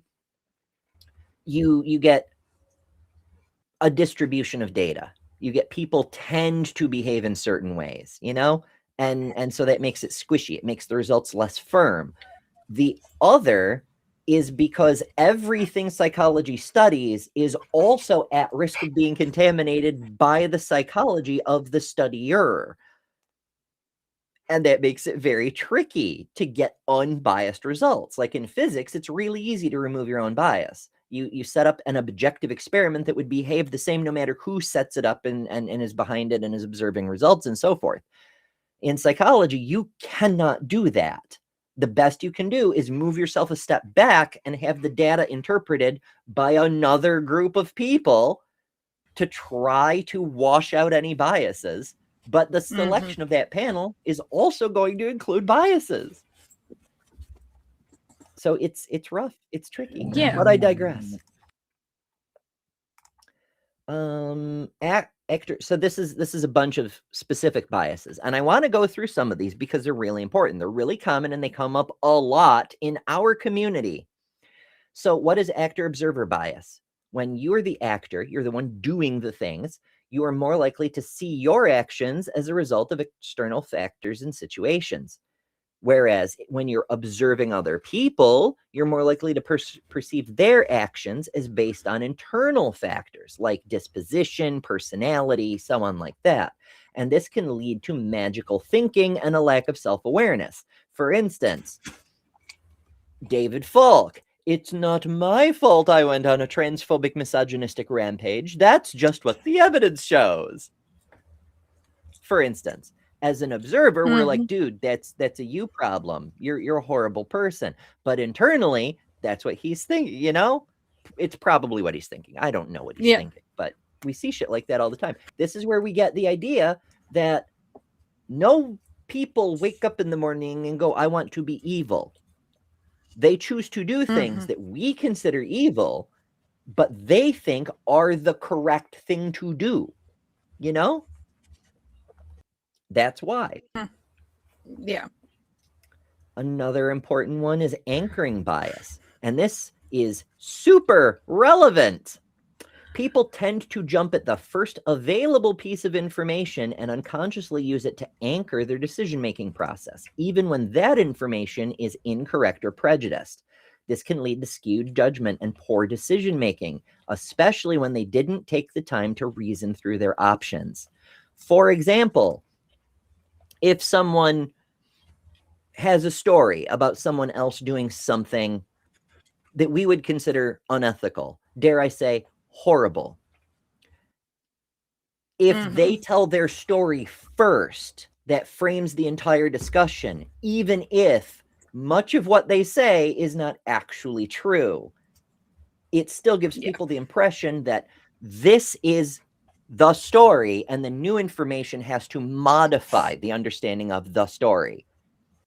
This is one of the reasons that even though lawyers tend to hate it when cases get tried in the court of public opinion, they end up having to race each other to the newspapers and to the TV stations to tell their version of the story first, because somebody's going to contaminate the jury pool, and anchoring bias means you need to make sure it's your side. And that's a big fucking problem. Another one is attribution bias. That occurs when someone tries to attribute reasons or motivations to the actions of others without concrete evidence to support such assumptions. This is another one that we run into a lot. I must admit, it's one that I run into a lot. Like, it's not just the behavior necessarily, it's the reasons behind the behavior. It's assigning motive to a person. Because when someone does something that we might consider to be horrible, we have a drive to want to understand why. Why did they do it? And even knowing that it's not rational to come up with assumptions, even knowing it's not proper skeptical behavior to guess at motivations, that struggle to understand, that is part of human nature. Being aware that we tend to do that is the only way to protect ourselves from these probably wrong conclusions we also come up with, you know? Another popular one we often run into, confirmation bias. You've heard that one before, haven't you? That yeah. That one is like even you guys all know, like I'm neck deep in Pong, but I still have to check my biases to make sure that I'm not just getting the I want. I have to what actually happened as opposed to somebody's interpretation of what happened and only listening. Like it's a big problem with the political YouTube with confirmation bias. You have to be really careful about that. It's something that we see a lot from demagogues and ideological extremists and whatnot, where they will blatantly cherry pick which data they want to present. They will even tell you there's other data that says otherwise, but because it doesn't agree with them, it doesn't count. But on the flip side, there's people who shout at the people who try to have journalistic integrity and say, here's all the correct information I could find and confirm. You know, here's the whole story. They will get shouted at by saying the other side uses confirmation bias. By not practicing it, we're weakening our position. Our rhetorical stance is impaired because we're not bolstering our own preferred outlook with lies of omission, misleading people, and all the other dirty tricks the other side plays. And from a certain point of view, they're not wrong. But to some of us, the integrity matters more. You know, it's a prioritized value system. Is it winning or is it deserving to win? And does deserving to win matter if you don't actually win because your integrity is more important to you than winning? You know? But that gets right back into philosophy. That's a whole other thing. So yeah, confirmation bias. We see it from our side, from the other side, whatever side you're on, you're gonna see it. What is the curse of knowledge? I enjoy that it's called a curse. The curse of knowledge. Also, the hindsight bias. People with the hindsight bias believe they should have anticipated certain outcomes, which might only be obvious now with the benefit of more knowledge and perspective. Super relatable.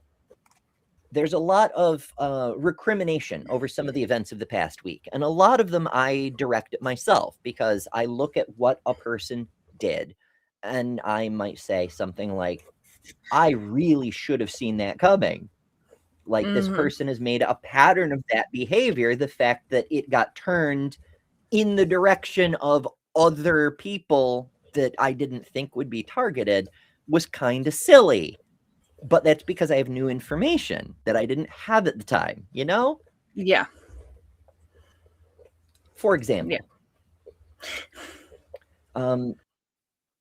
So yeah, it's obvious now with the benefit of more knowledge and perspectives, but they may forget that at the time of the event, much of the information needed simply wasn't available. They also may make unfair assumptions that other people share their experiences and expect them to come to the same conclusions. And that's another one that I have caught myself being guilty of in the past. Yeah.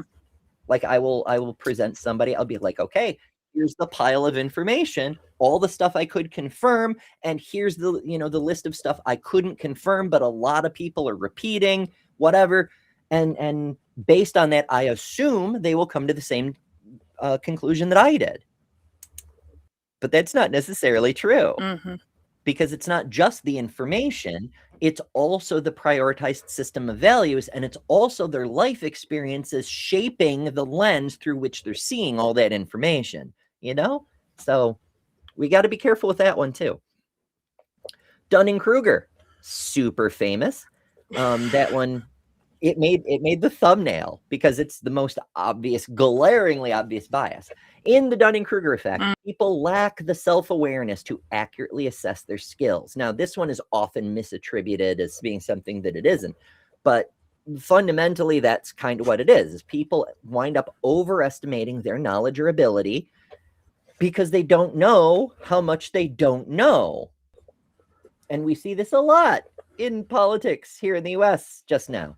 The example they give is, oh, I should make it big again. Oh, go ahead. No, I was just going to say, like, something that I run, especially, like, I see people do this every single day, and it's just like, dude, like, it sometimes, it's one of those things that,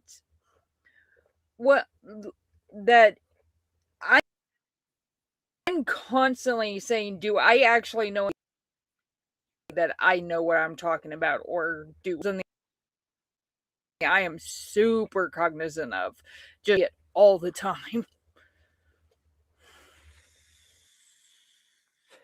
And that's another one of those meta biases, because the people who are more aware of their lack of expertise in a specific field are less inclined to opine on it, whereas the people who are blissfully unaware of how ignorant they are will run around presenting themselves as knowing all things about all things.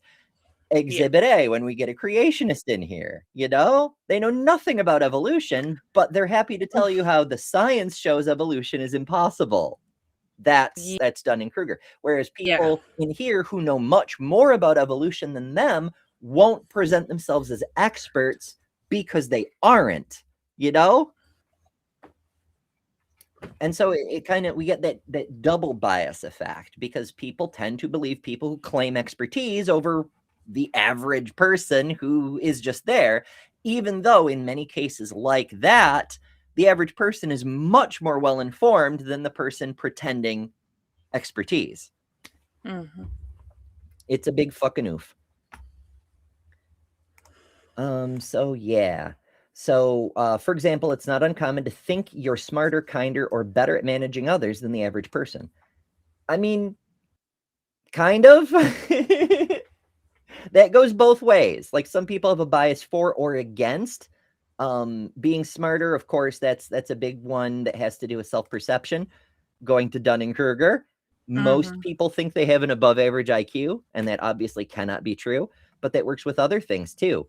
Like Theo mentioned, there's a beauty bias. We tend to believe people we deem to be more attractive because our subconscious is always playing games on us.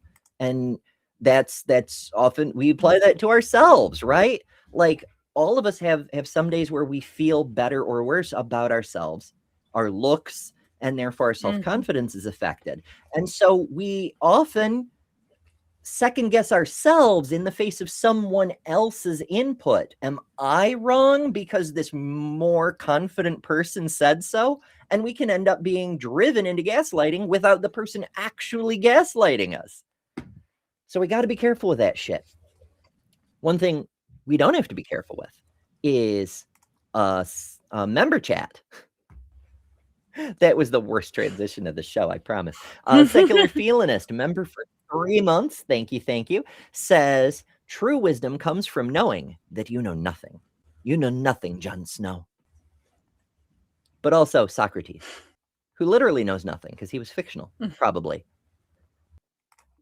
Bree's here. She says, I am the leading expert in cryptozoology, though. Leading expert. Come at me. Except that's actually true. I mean, it's a demonstrable true thing. It can be shown to be true. It's not just a claim, right? And that's why I believe it, because I've been convinced on the evidence, not just the fact that Bree is beautiful. You see? See how that works?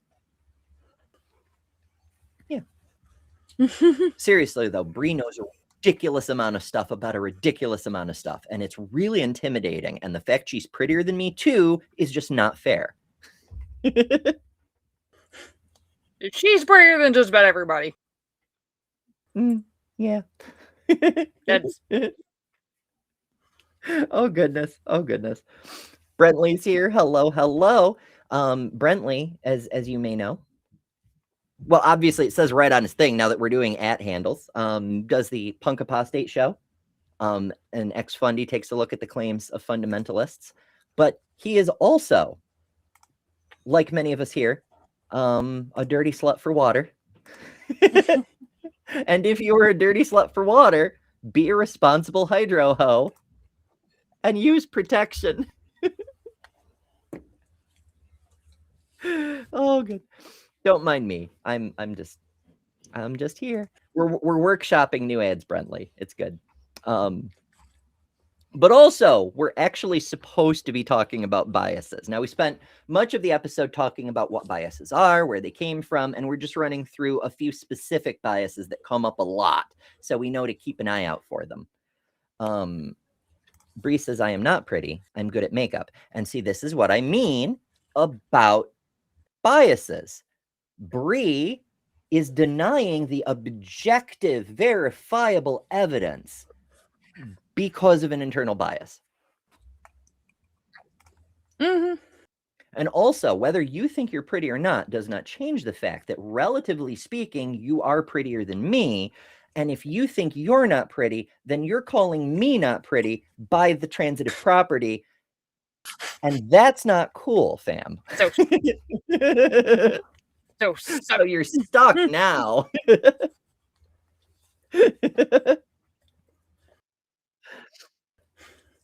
Okay, let's try to get through a few more of these. Maybe not all of these, but a few of these. We're already running late, but I'm glad we did because people dropped in who wouldn't have made it if we'd ended on time. But do, if you feel like it, if you want more info, do rewind because there's lots of interesting, at least I think it's interesting, information on biases, how they work and where they come from earlier in the episode. And if you're watching in the future, hello, future people, please take a second to hit the subscribe button. It doesn't just help me, it helps you get more content like this because we're live every weekday at 11 a.m. Eastern talking about a different topic. We're doing Atheist Advent this month, but I am loving diving into the various science-y flavored things, and I want to continue doing that. And if you want to join us for that, subscribe, ring the bell, and you can join us live and be in the live chat with all these sexy motherfuckers. And it's true. You gain at least 12 points of charisma by being in this live chat. It is known. It's 15. Something like that. Oh, goodness. Alrighty. Now that I've done the capitalism, the fundamental attribution error. People are more likely to attribute someone else's actions to their personality rather than taking into account the situation they are facing. However, they rarely make the fundamental attribution error when analyzing their own behavior. This is sort of the inverse of the one we talked about before, that people see what they're doing as a result of the environment they're in. But when analyzing other people's behavior, they go, oh, it's just their personality or something. Now, in my case, yes, it is my personality because the environment I'm in, it's relatively static and stable at the precise moment. A little bit chilly, but and also random noises coming from all over the house, but whatever. Most of what you're seeing is just personality. The halo effect. This is a fun one. The halo effect occurs when your positive first impression of someone colors your overall perception of them. And this is sort of like the beauty bias that Theo was mentioning earlier. If you get a positive first impression of someone, you will tend to give them a lot more grace in every future thing they do, partly confirmation bias to reaffirm your original conclusion about them, your pre-conclusion, you might say, your preclusion, perhaps, whatever. Rather than factor that as an individual thing and come to a more balanced or even negative perspective of the person. But that works the other way around too. The negative first impression can lead you to assume the worst about a person, resulting in a reverse halo or horns effect. For example, if you walk into a room and a person is going on a transphobic rant, you may have a negative impression of them. This is a horrible person who believes horrible things. And then you leave the room, only to find out they were quoting Richard Dawkins or something, like, because you have a negative impression, that biases your thinking, and you're less inclined to understand what's really going on because you already have your conclusion, kind of thing. Something like that. Behold. I'm easily amused. Don't mind me. It's amusement bias. All right. Those were the main ones I wanted to get through, but we can do a couple of more. Negativity bias. People like to win, but they hate losing more. So they pay more attention to negative outcomes and weigh them more heavily than positive ones when considering a decision. This negativity bias explains why we focus more on upsetting events and why the news seems so dire most of the time. And that's true. And that touches on something else that's really important. Emotional input. Our emotions tend to be a baseline, right? Whatever we feel normally, that's our baseline, and that's just normal. It's like temperature. You don't notice it unless it's off of your baseline by too much, right? It's the same thing with emotion. We don't feel happiness unless we're moved off of that baseline in a positive direction. We don't feel sadness unless we're moved off of that baseline in a negative direction, and so on and so forth, with anger and fear and all the others.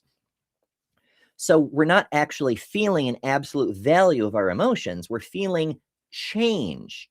Change is what we feel, not the emotion itself. And that's an interesting way to kind of grapple with our emotions. Like when we start to get overwhelmed, I'm feeling really upset. Well, why? What stimulus am I responding to? Because it's not that I am objectively upset. It's that I've been moved from my baseline. What moved me? Why? Why do I feel this way about it? What can I do about it? It can be helpful in reclaiming control. But most importantly is it comes to manipulation, especially on social scales.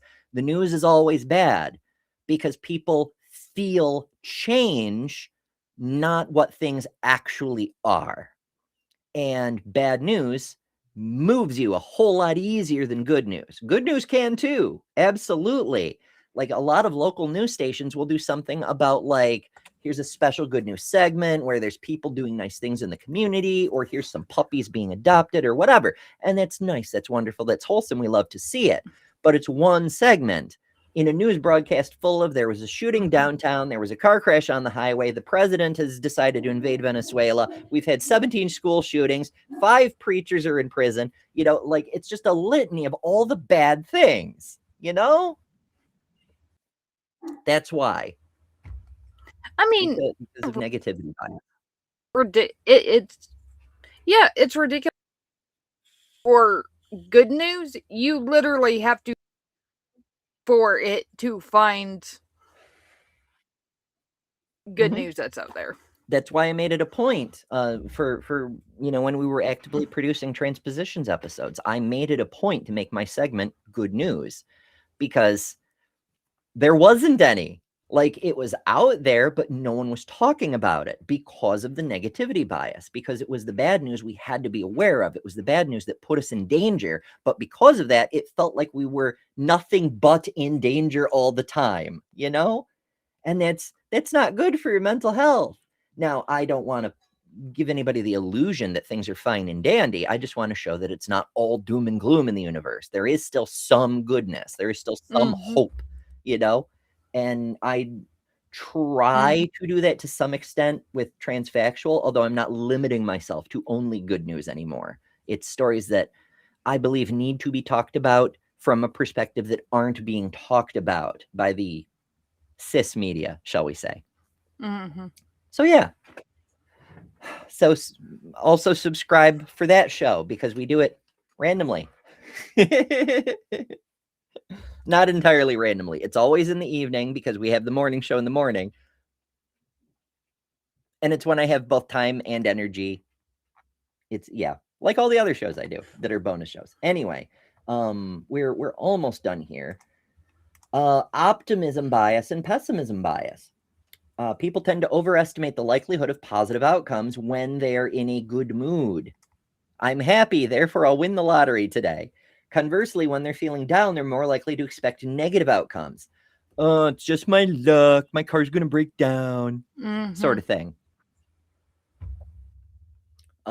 Mixed news. Robin is going to do the show, which is coming up in a few minutes, with no camera. Yay. So yeah, Robin will be there, and we're gonna we did start slightly early because Damn ended slightly early, so we've got like 10 minutes till we send everybody over, and that's fine. It'll be fine. It'll be dandy. It'll be delightful. Yeah, we tend to assume outcomes before things happen, and while we're really only cheating ourselves in those situations, it means we're making another mistake of reasoning. We're pre-concluding how something unrelated to our mood will come out based on our mood. And that's potentially problematic because it's magical thinking, which reinforces the power of magical thinking in our perceptions, but also those conclusions aren't founded. Like, just because you're having a bad day, you have just as much odds of winning the lottery as if you're having a good day. The odds are still bad, but they're not better or worse based on your day. You could still win, or something else that might make more sense. Oh my goodness. Brentley says, I had to train myself to stop saying of course when bad stuff happens, and now bad stuff never happens. That's a neat trick. This clearly demonstrates that Brentley was bringing it upon himself retroactively. Bradley says, now I'm going to get hit by lightning. Watch. I mean, it's hard to watch because if you happen to be on camera when that happens, it tends to fry the camera. Lightning is notoriously unfriendly to electronics. Oh, goodness. Very much so. Let's see.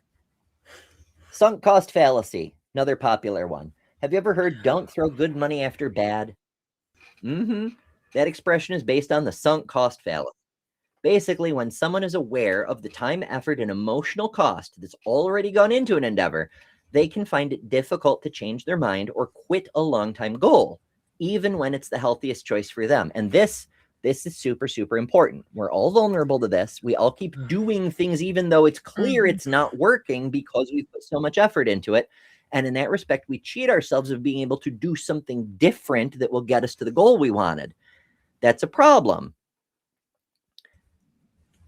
One of my favorite phrases that I pirated from John Scalzi, the author, fantastic, amazing books, wonderful, great time, lots of sci-fi, very funny. One of my favorite authors, if you can't tell, is people confuse the plan for the goal. They say, I want to get here, and then they devise a plan to get there. And then they put all this time and effort and energy into the plan to get there because they think that's the only way to achieve the goal. They have to just keep pushing harder and harder and harder to reach the goal. They confuse the plan for the goal.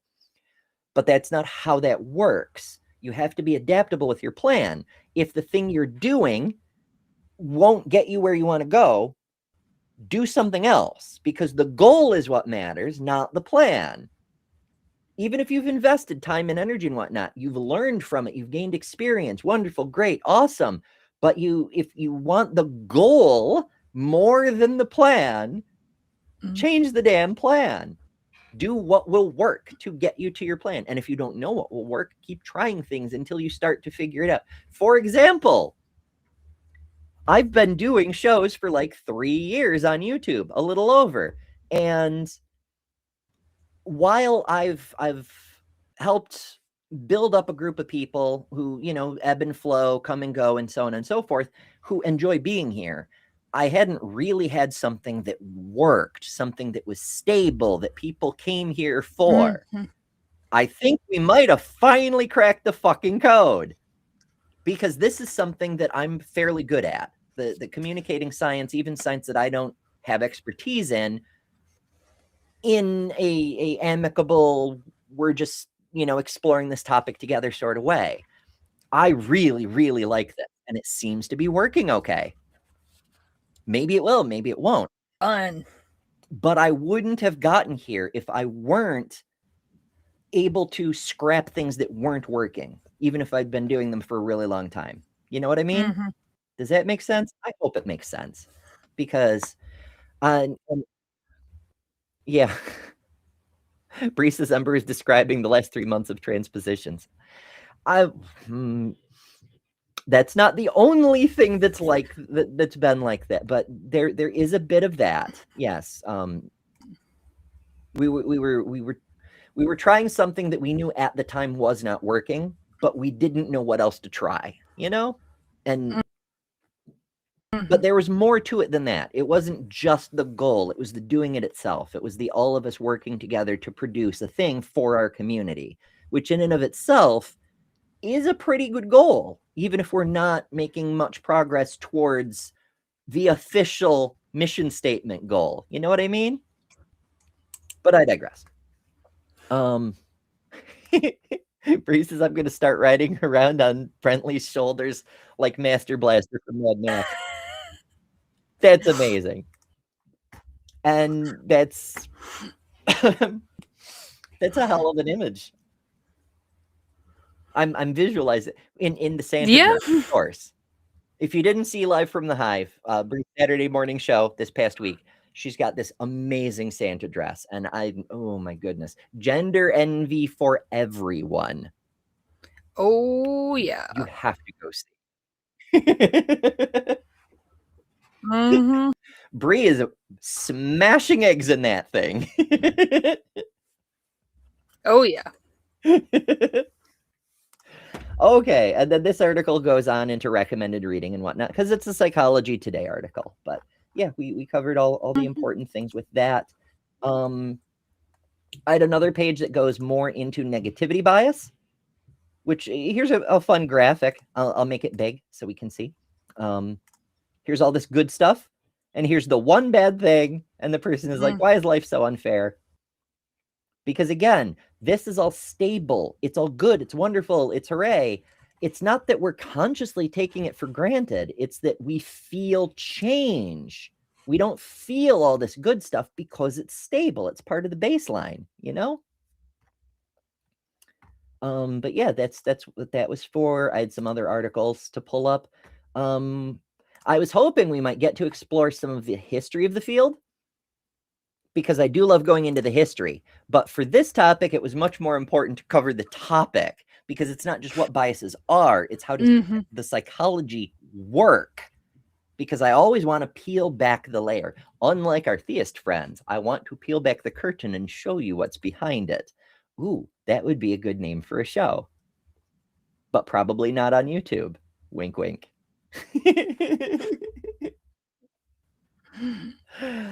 Oh goodness, never mind. It's fine. It's fine. All right. Yeah, let's we've got a couple of minutes, and I'm gonna keep going right up until it's time, and Joe's almost never on time anyway. But shh, don't tell him I said that. Did I hit notification so I know when it goes? It's fine. We'll wing it. It'll be fine. But yeah, we'll do a couple more minutes and build some time. All right, history. So this is actually cognitive science. Biases. The study of biases is fairly new, and I should have mentioned this at the start of the show. But as you know, live broadcasting, I don't always do things in the right order.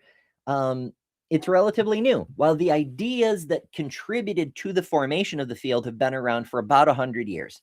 It wasn't until 1954 that Allport, that same Allport that we came up with way back at the start of these, he did a bunch of shit. In 1954, he wrote The Nature of Prejudice, and that remains a touchstone for psychological research on prejudice. Bias is the concept that underlies prejudice, but we had to get to prejudice there first. The study of implicit social cognition, I almost said contagion, that's religion, folks, and that's my own bias trying to poke out there. And if you want to see my bias poke out, never mind. If you want to have a good time with things poking out, we've got the garlic bread shirt. I don't know why it keeps switching me. I guess it's so I can like promote the thing, which is on this side. I can never remember which studios the camera's mirrored in and which one's not. I'm bad at my job, but never mind. That's probably why, so I can promote the thing. Anyhow.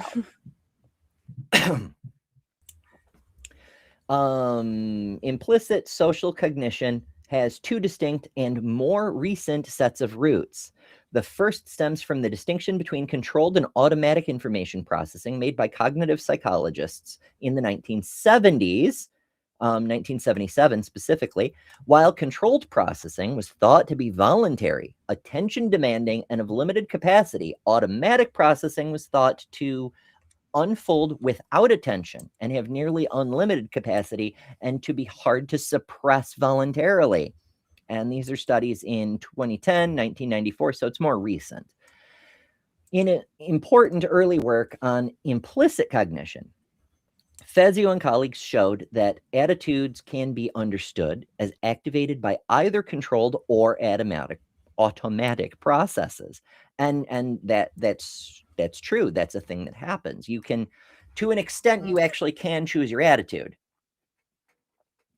It's limited though, based on the factors around you, right? You can only move your attitude so much. Like if you're in a lot of pain, you cannot make yourself super happy, but you can choose to have a more positive outlook than you would have if you just ran on default, or vice versa. You could be in a really, really good situation, like you've just gotten a winning lotto ticket and a promotion at work and proposed to by your crush and all of these good things. And you're like, hold on, and move your mood to be more rational because you're aware you're likely to be in a very suggestible state because you're clearly dreaming, this can't be reality, that sort of thing.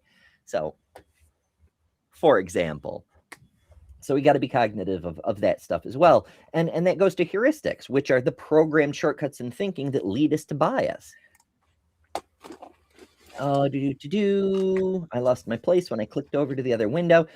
In Fazio's sequential priming task, for example, following exposure to social group labels like Black or women, suggested reaction times or the response latencies to stereotypic words like lazy or nurturing are measured. People respond more quickly to concepts closely linked in memory, and most subjects in the sequential priming task are quicker to respond to words like lazy following exposure to Black than to white. Researchers standardly take this pattern to indicate a prejudice or automatic association between semantic concepts. And I should explain, that's the ideas that we translate into words when we communicate them, but it's the concept floating around in our mind, the way we understand the thing. This is where prejudice takes shape. Like you can have a understanding of, if I asked you to picture a Black person, right? You might think of an NBA player, you might think of Maya, you might think of Durante, like you might picture anything, or it might be like a vague something, but you picture something. That image, rather than the word, that's your concept. And that is the thing that the ideas of prejudice get applied to. Sometimes they're good, sometimes they're bad, and they're not always based on race, obviously. That's just a convenient example. But now we actually are at time. So thank you all so much for joining, for sticking around while we delved into another area of niche, VD,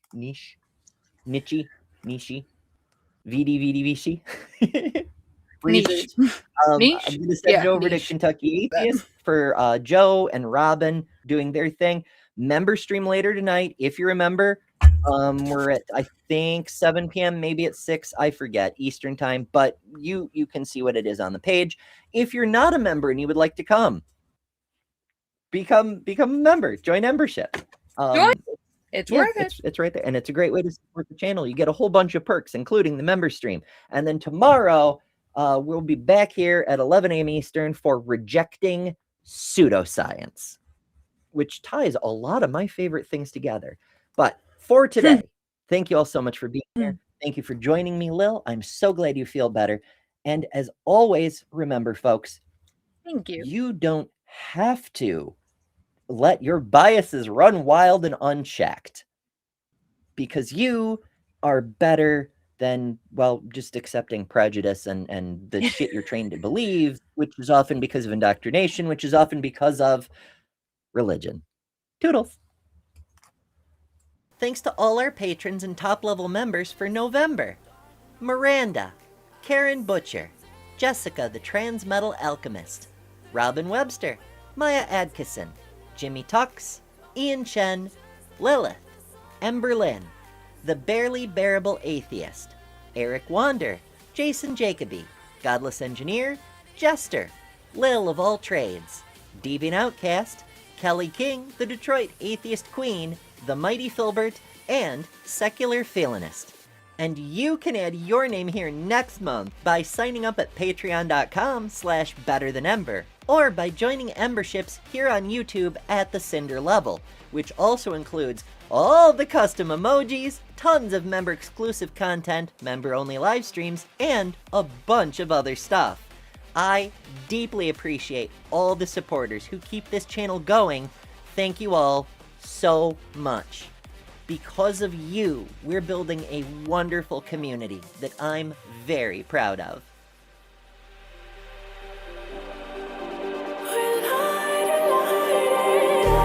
Just like a spark that's breaking out.